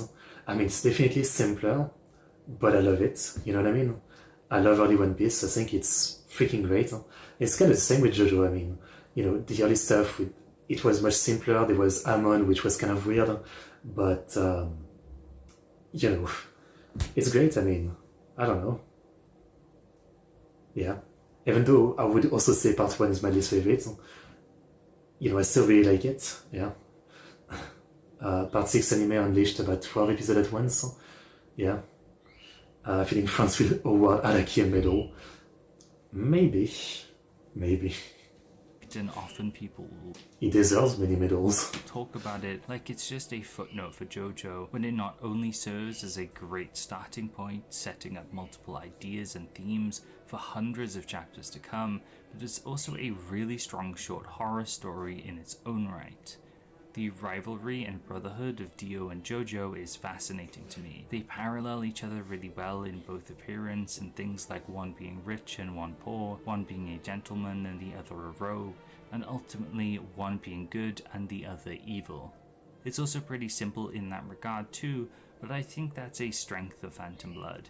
It's the ultimate tale of good versus evil to start off this amazing saga of JoJo. Yeah, it's I very don't feel classic. Dio needs much praise as he's a big fan favorite character. He's charismatic, his evil is infectious and fun, but also understandable since he's reached his own conclusions on how the world works from having a poor and abusive upbringing. Contrasting him, Jojo is naive but well-meaning, and I feel he's often butchered and mischaracterized. Oh, it's your time. Well, thank you for coming as always, Mark Elf. It was nice to have you and all of your knowledge as always. Thank you for coming, and yeah, see you next time as always. And always thank you for all the comments with all the songs and all the information. Arigatou gozaimasu. Matane. As being a simple goody two-shoes, which this is something he works towards since he stumbles a lot at the beginning. And I think his naivety is a big character trait of his, not fully realizing how good he has it, and possibly due to that, he could never truly understand Dio, which only heightens the strife between them. There's also an undercurrent of tragedy between the two in Phantom Blood, and I can imagine that there could be a way for the two brothers to put aside their differences, but fate and the Stone Mask has other plans for them. This then sets them both on fairly archetypical paths of the hero and villain, which is another thing I love about both. They're so set in their roles, and sometimes a simple hero or villain is all you need. It would also make future protagonists and antagonists of the series stick out even more, since they stray from being so simple. Yeah, right. Sometimes I wonder, like, you know, what it would be like if Araki now, like, made a new version of Part 1. I really wonder how it would be different, you know? Yeah. See you. I think it would be interesting. Maybe before Part 10 or something. But the OGs deserve just as much love. JoJo has many net clichés before JoJo anime started. We saw a lot of their face in ASCII art. Subaru said countless times, "Is this from JoJo?" during the watch party. Yeah, I mean, I know in Japan JoJo was like very popular for a long time, right? But for most of us in the West, I think it's only been popular since 2012 and the new anime, right, by David Production. Because I know there was an anime in the 90s, but I don't think JoJo was that big before he had the new anime 15 years ago. And since then, the memes have been non-stop, I guess. Yeah. In my opinion. Another aspect of Phantom Blood that goes under-discussed is its aesthetics, setting, and theming. It's a period piece set in England, which from all the manga I've covered in Jump so far, is pretty bizarre. Araki loves world culture and always wants to find ways to stand out, and I think he definitely succeeded by picking this setting. But the story is constructed in a way I feel that is different from most other manga at the time in Jump 2. It is a clear beginning section that sets up Dio and Jonathan, that has lower stakes and gradually foreshadows what's to come. It's a slow build where we get to see relationships grow and characters growing up. Then in the middle, the powers of the mask are revealed. Dio is turned into a vampire, further leaning into that gothic literature angle. This is also where it embraces more traditional battle shonen elements, where Dio gets some lackeys inspired by real historical figures for Jojo and his new mentors Apelli to fight. And to conclude, we have one big final fight between the two and a final twist ending, since Araki doesn't seem to like things being too straightforward, which I find genuinely moving. The ending, not Araki being weird with his story choices. Despite how much trouble Dio has been and how evil he is, there is this undercurrent of love from Jonathan when he's in the boat together with Dio, and it serves as a very memorable ending that makes me tear up whenever I read it. It just embodies the ideas Araki's trying to impart with Jojo about the human spirit, love, and living. All of this happens within 1987 too. The entire manga ran throughout this year of Shonen Jump, all accompanied by Araki's amazing artwork. Being a part... I'm guessing there's a lot more story in the manga, because in the anime, the 2012 version, I feel like part 1 is only like 10 or 12 episodes, yeah, and I assume probably some stuff was skipped since there's like 5 volumes, and yeah, that doesn't seem like a lot. The phase of artists likely inspired by Fist of the North Star, which was exceedingly popular at this time, but it also has a softness and beauty to it too, likely from Araki's fashion influences, which he'd embrace more and more later on, as well as an absurdness which we see in a lot of over-exaggerated scenes, including the gore. JoJo is super gory. I didn't know what JoJo is, but the anime, they said nothing, but however, there's like Shakespeare.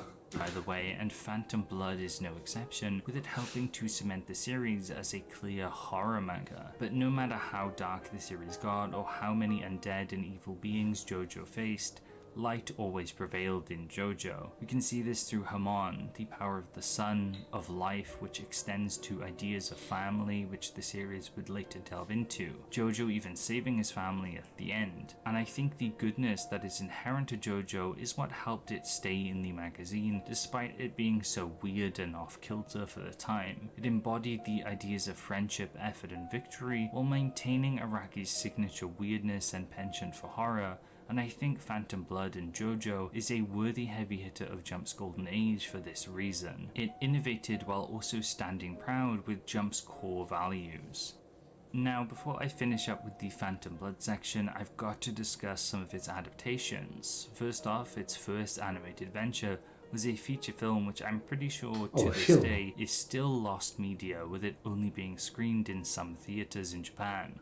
Okay, that explains it. I haven't thought about it. Alongside this, to celebrate the series anniversary, a PS2 game came out, which I've heard isn't very good, but it looks quite charming and is something I'd like to try one day as a fan of the PlayStation 2. And of course, in 2012, JoJo would finally get a proper anime, skyrocketing its popularity.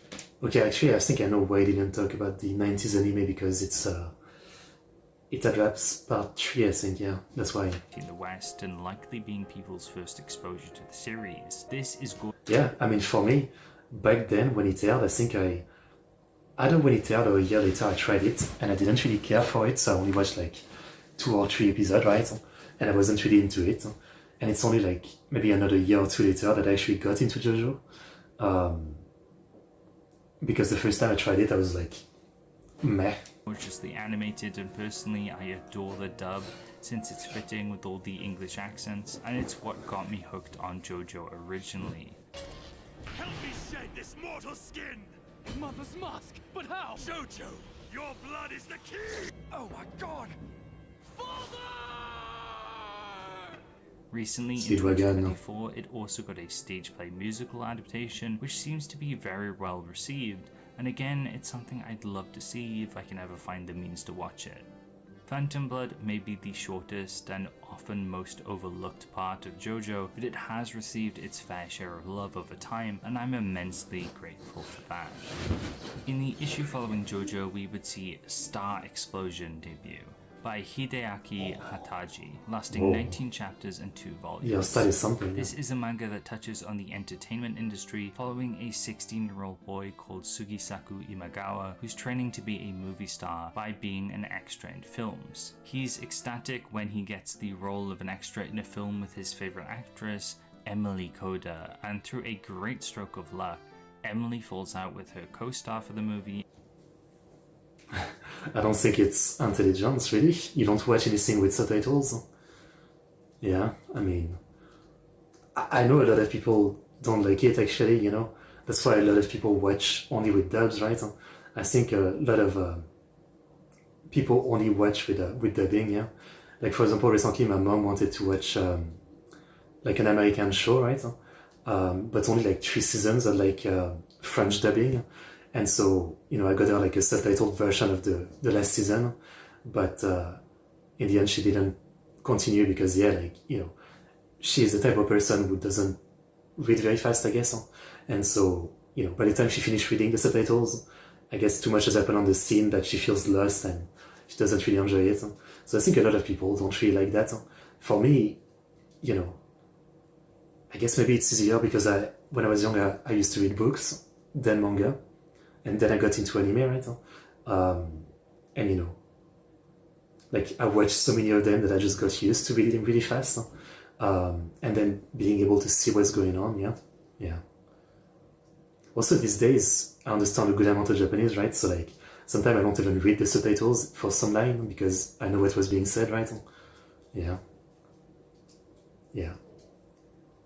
Personally, I don't mind, I always kind of like checking out stuff in the original language.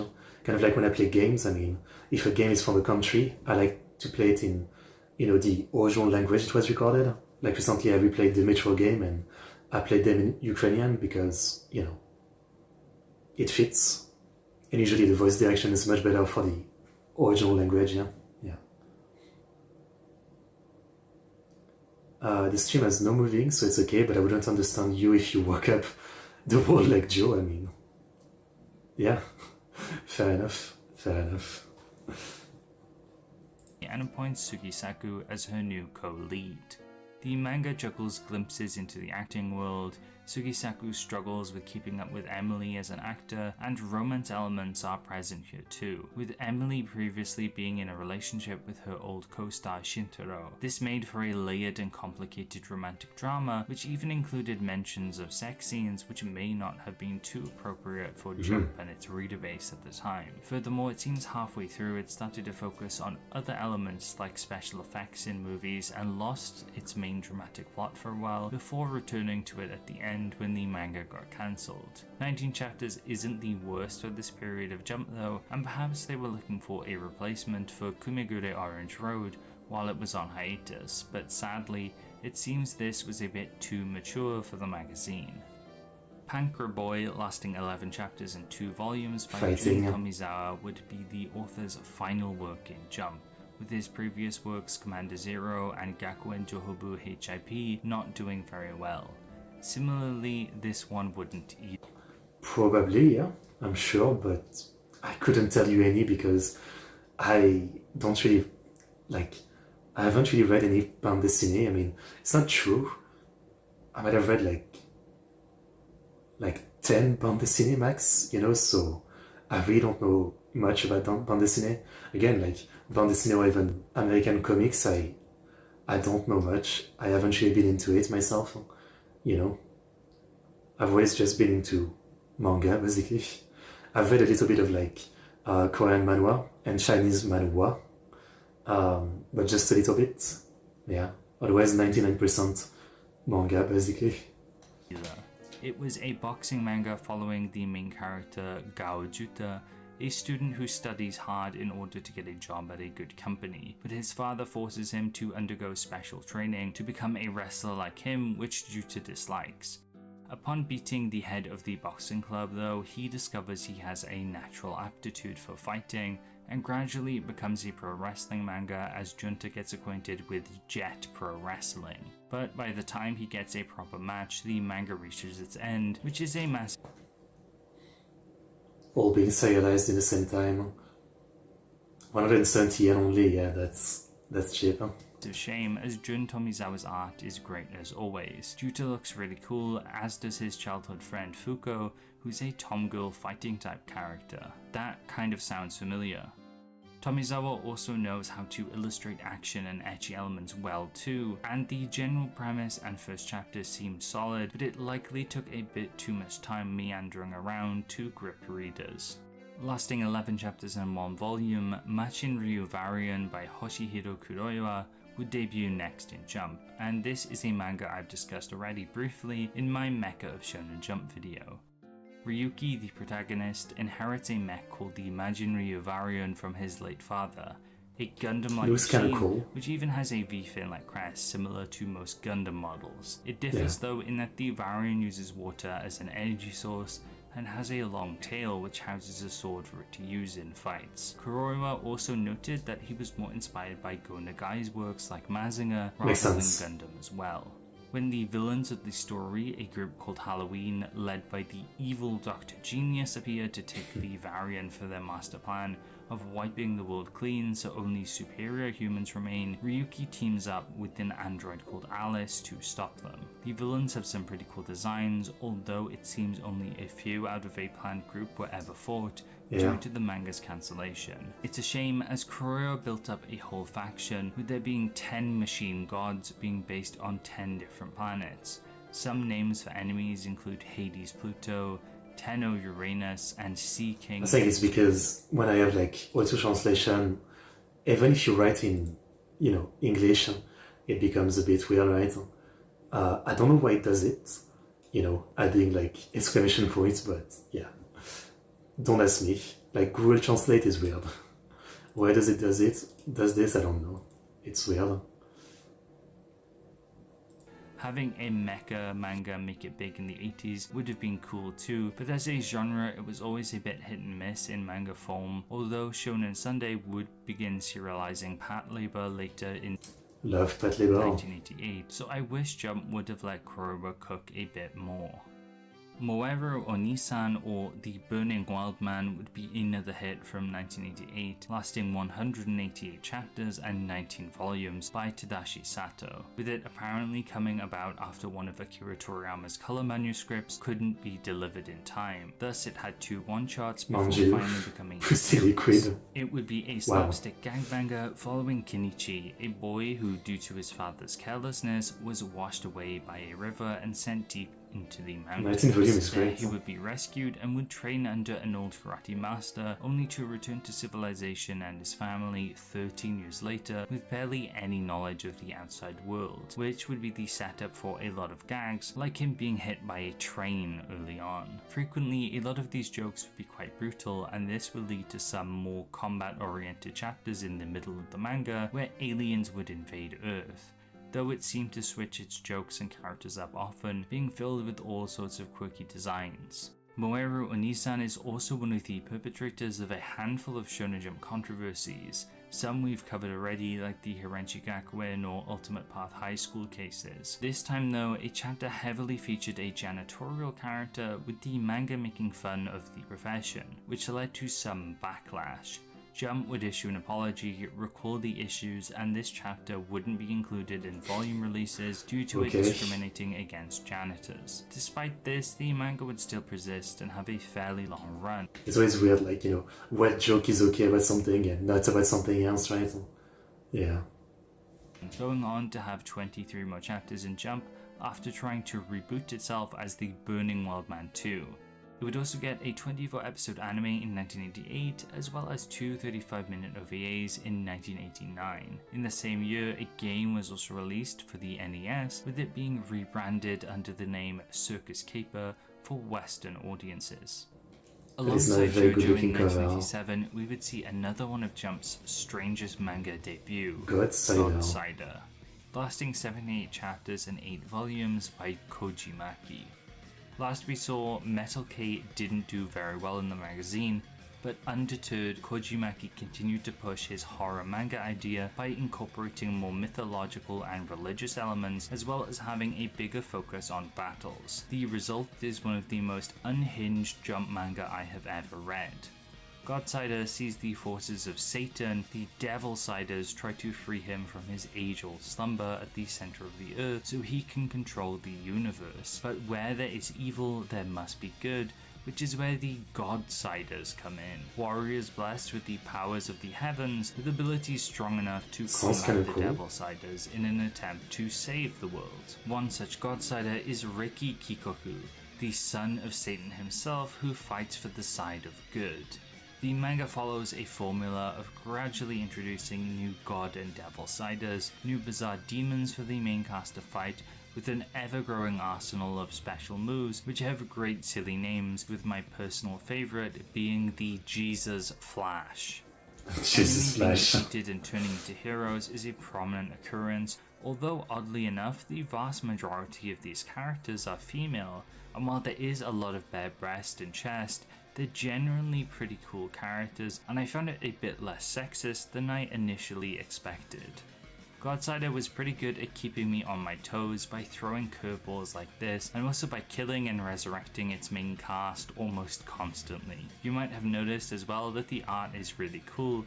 It's genuinely impressive for a weekly series, and Kojimaki really stepped up his game after finishing Metal K. It also might seem kind of JoJo-like too, and I'm not entirely sure where this stems from, perhaps some mimicry of Fist of the North Star since Kojimaki was an early assistant for it, but briefly, and Araki cites Fist of the North Star as an influence on JoJo, but regardless, I find both of their art styles remarkably similar. They're also both horror-inspired battle shonen too, which both have a lot of gore and over-the-top characters and narratives featuring battles between good and evil prominently. Yet both stayed in the magazine for a good while, with Godsider ultimately ending and JoJo going on to be one of the magazine's longest runners ever. It's a shame Godsider isn't as well known too, as it seemed like a legitimate rival to JoJo with how competitive Jump was in this period. It's wild to me the magazine would keep two very similar series, and in his autobiographical manga series Axed, Kojimaki mentions that editorial told him at one point that it was Godsider or JoJo. The magazine didn't have room for both,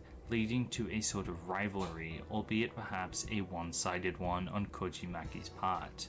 This manga, series Axed, is something I think people who've seen these videos would really enjoy, by the way, and this is probably the best time to bring it up.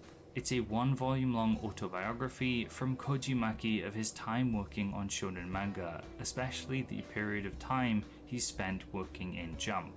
It covers things like Mecha Battler Gilfa and Metal K, which I've mentioned in previous videos, as well as his relationship with other mangaka like Araki and Tsukasa Hojo. They're characterized in really funny ways, which you'll get a kick out of if you've been following their history in the magazine like I have. Godsider is also predominantly featured as well, as is his struggles with the magazine, the editorial process, and his creative desire to make works that don't appeal to what Shonen Jump wanted at the time. I see. I highly recommend you read it, as it's Mangaka autobiographical manga is very interesting, yeah. fully translated, and I think it's good supplementary material to understand the history of Jump, as well as the human side behind the creators and the magazine, which we don't often get to hear about. I'll leave a link to it in the description.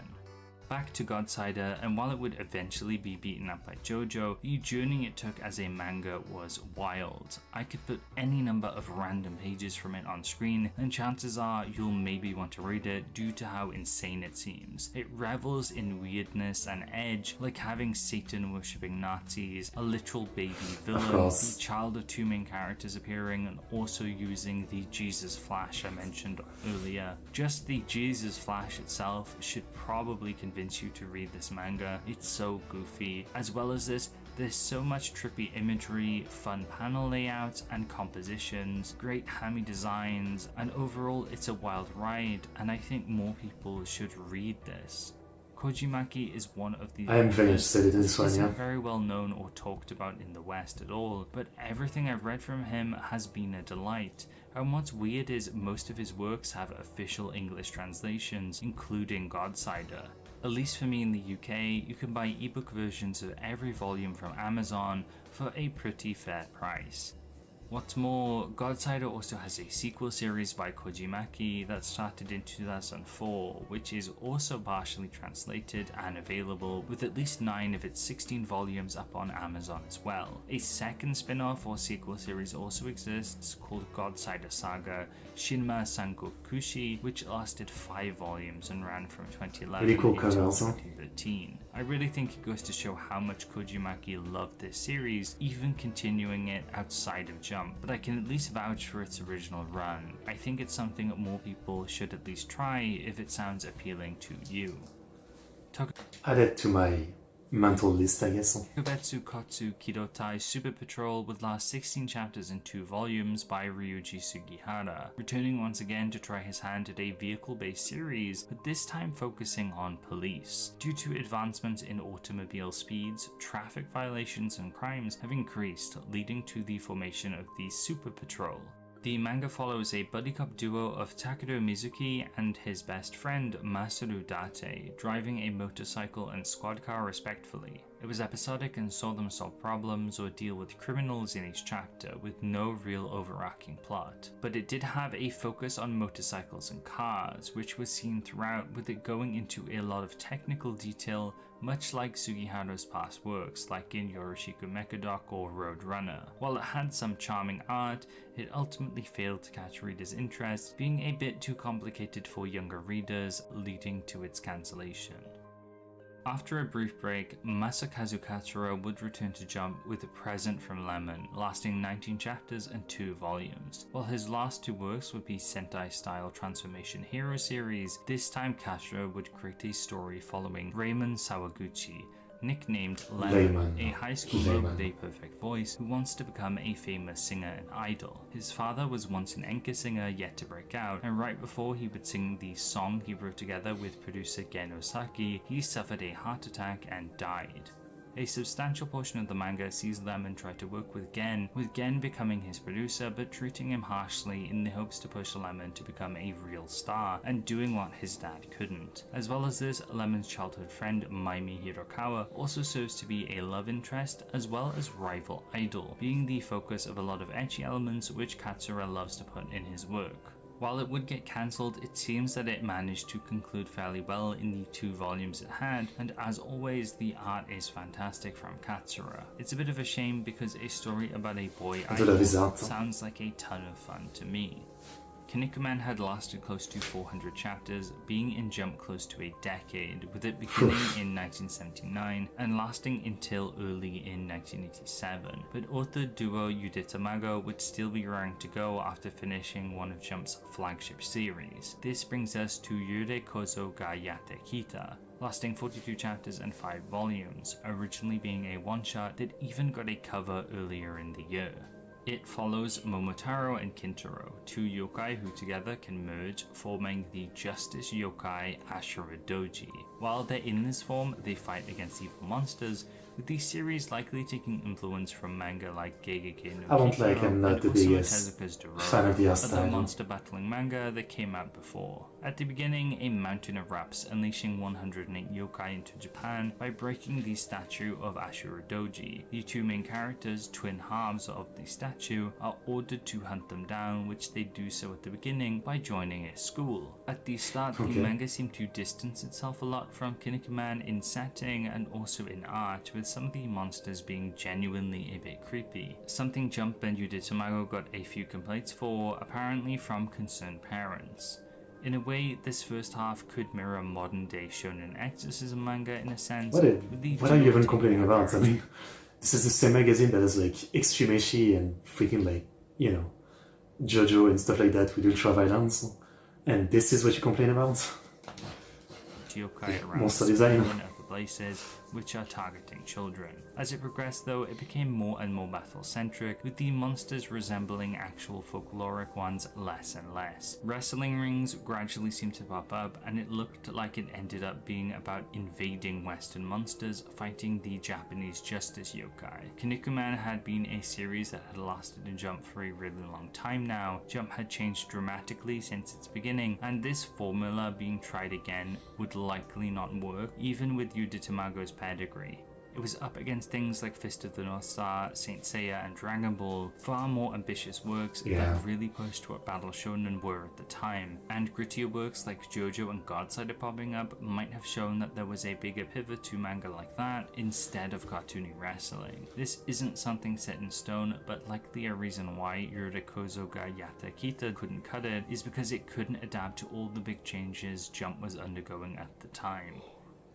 The Momotaro by Makoto Newano will be their debut manga and go on for 109 chapters and 10 volumes. Despite Kinnikuman ending this year and me saying that perhaps Yure Kozo ga Yate Kita was outdated in terms of its storytelling, the Momotaro was a wrestling manga that took the concept of fantastical wrestling and attempted the idea in its own way, leading to its success. The Momotaro was a masked wrestler belonging to Taihei Pro Wrestling, a group filled with wrestlers based on Japanese myth and legend.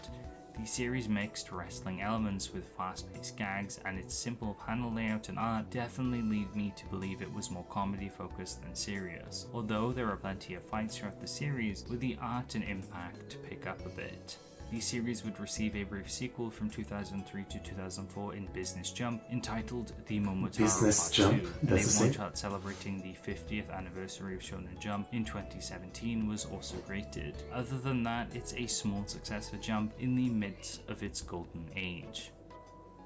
No Side Okay. by Takuchiba would see him Rugby. return yet again, this time shifting from football to baseball, and now to rugby, but finding even less success with the manga only lasting 11 chapters and 2 volumes. This one seems barely of note, featuring a pure-hearted protagonist who doesn't know anything about rugby, so he gets to learn and fall in love with the sport, but I could find no mention of any major events or standout characters. Seemingly, it's just a very forgettable manga about a sport that's never seen much success in Jump, and to muddy the waters even more, while researching for this, I found multiple rugby series called No Side or had No Side seemingly in their name. Because I guess it's probably a movie in rugby. Otoboke Yeah. Nasubi Sensei was a 4-comma gag manga by Yutaka Takahashi that lasted 21 chapters and 1 volume. Or it's more accurate to say it lasted 21 weeks, since I have no idea how many 4-comma were in each issue of Jump, but there was at least enough to fill 1 volume. The manga followed a dumb and perverted teacher called Nasu Taizo who worked at Vitamin Z Academy. The manga was characterized by perverse humor and simple puns, with a lot of characters being based on various vegetables. The only other real thing to note is that it featured a lot of well-drawn pretty female characters, which Yutaka Takahashi is known for apparently. From my knowledge, Jump has never messed around with 4-comma manga much, so this is an interesting one for the history books, and the debut of an author we'll likely see again a few more times in future history videos. His name is familiar, And the yeah. final manga of 1987 would be Takahashi Kisaki's Hard Luck, a boxing manga that only lasted 11 chapters and 1 volume. Damn, really seems like the second half of the LCs is, sports manga outside of the established one are really all not making it. I guess at this point, culture has changed quite a bit in the magazine, right? We've seen the more diverse action series really, coming on. But yeah, it's kind of crazy. Like, it might just be that they weren't good and not a representation of, the time per se, but yeah, all of the sports manga are like not making it one bit. It follows Yuki, a high schooler who hates boxing, due to his father, a pro boxer who had the chops to be world champion, dying one day, leaving him to struggle and grow up alone. Despite his distaste for the sport, those around him cheer him on and encourage him to get better at it like his dad, the manga progressing smoothly enough until during the finals of a tournament he's in, he kills his opponent, leading to a lot of fallout. The manga even delving into how the media treat Yuki following this tragedy. He instead bounces back, using it as an opportunity to become a heel boxer, which sounds very interesting, and I wonder if this was a twist ending due to the series being axed so early on. It's not every day you get deaths like this in shonen sports manga, so despite Hard Luck being fairly obscure and not very noteworthy, it had this going for it at least. Now that we've run through all the manga that began in 1987, let's have a look at how healthy the magazine was at the beginning and end of the year. 1987 started off at probably one of the best. I think it's definitely weaker. With the amount of manga just not making it, it's definitely way weaker. Places Shonen Jump had ever been in, rocking up with absolute classics like Dragon Ball, Fist of the North Star, City Hunter, Saint Seiya, Kinnikuman, Ginga Nageriboshi Gin, and Sakigake Otokujuku. Huge battle shonen that really defined what Jump was, and ones that would be an influence for generations to come. Captain Tsubasa and the new Yamashita Taro-kun would also be doing well in the magazine, acting as strong sports titles. While it was on hiatus at the moment, Kimagure Orange Road would also return soon, being a pivotal rom-com manga. Kochikame, High School Kumengumi, and Sude no Tonchinkan were 3 big gag manga that had been in the magazine a while now, showing that gag manga were ever popular within the magazine, being some of its most long-running titles. We're then left with a few stragglers. Sekiryo, Sora no Canvas, and Akiten Kiyoshi Nashimoto Kotetsu were smaller hits within Jump's golden age of varying genres. And there was also the short-lived baseball series Kirara, the only true dud currently in the magazine. The crowning jewel of the beginning of the year though was JoJo's Bizarre Adventure, which was on its first chapter.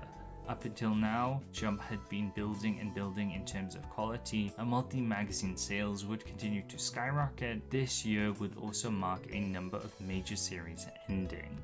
Among them, Kinnikuman, the magazine's second oldest manga and a figurehead for Jump, would come to its conclusion this year.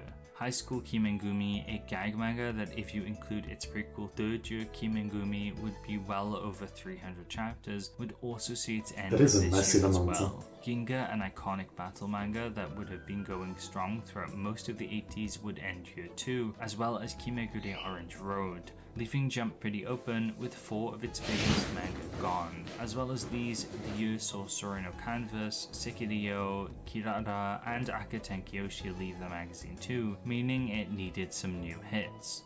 I mentioned JoJo a second ago, but its rival Godsider would also be a big hit for this year, lasting the entire year, and this exodus of bigger series may be the reason why both were allowed to last so long simultaneously, as Jump needed to recruit some new hits, which would take a bit of time.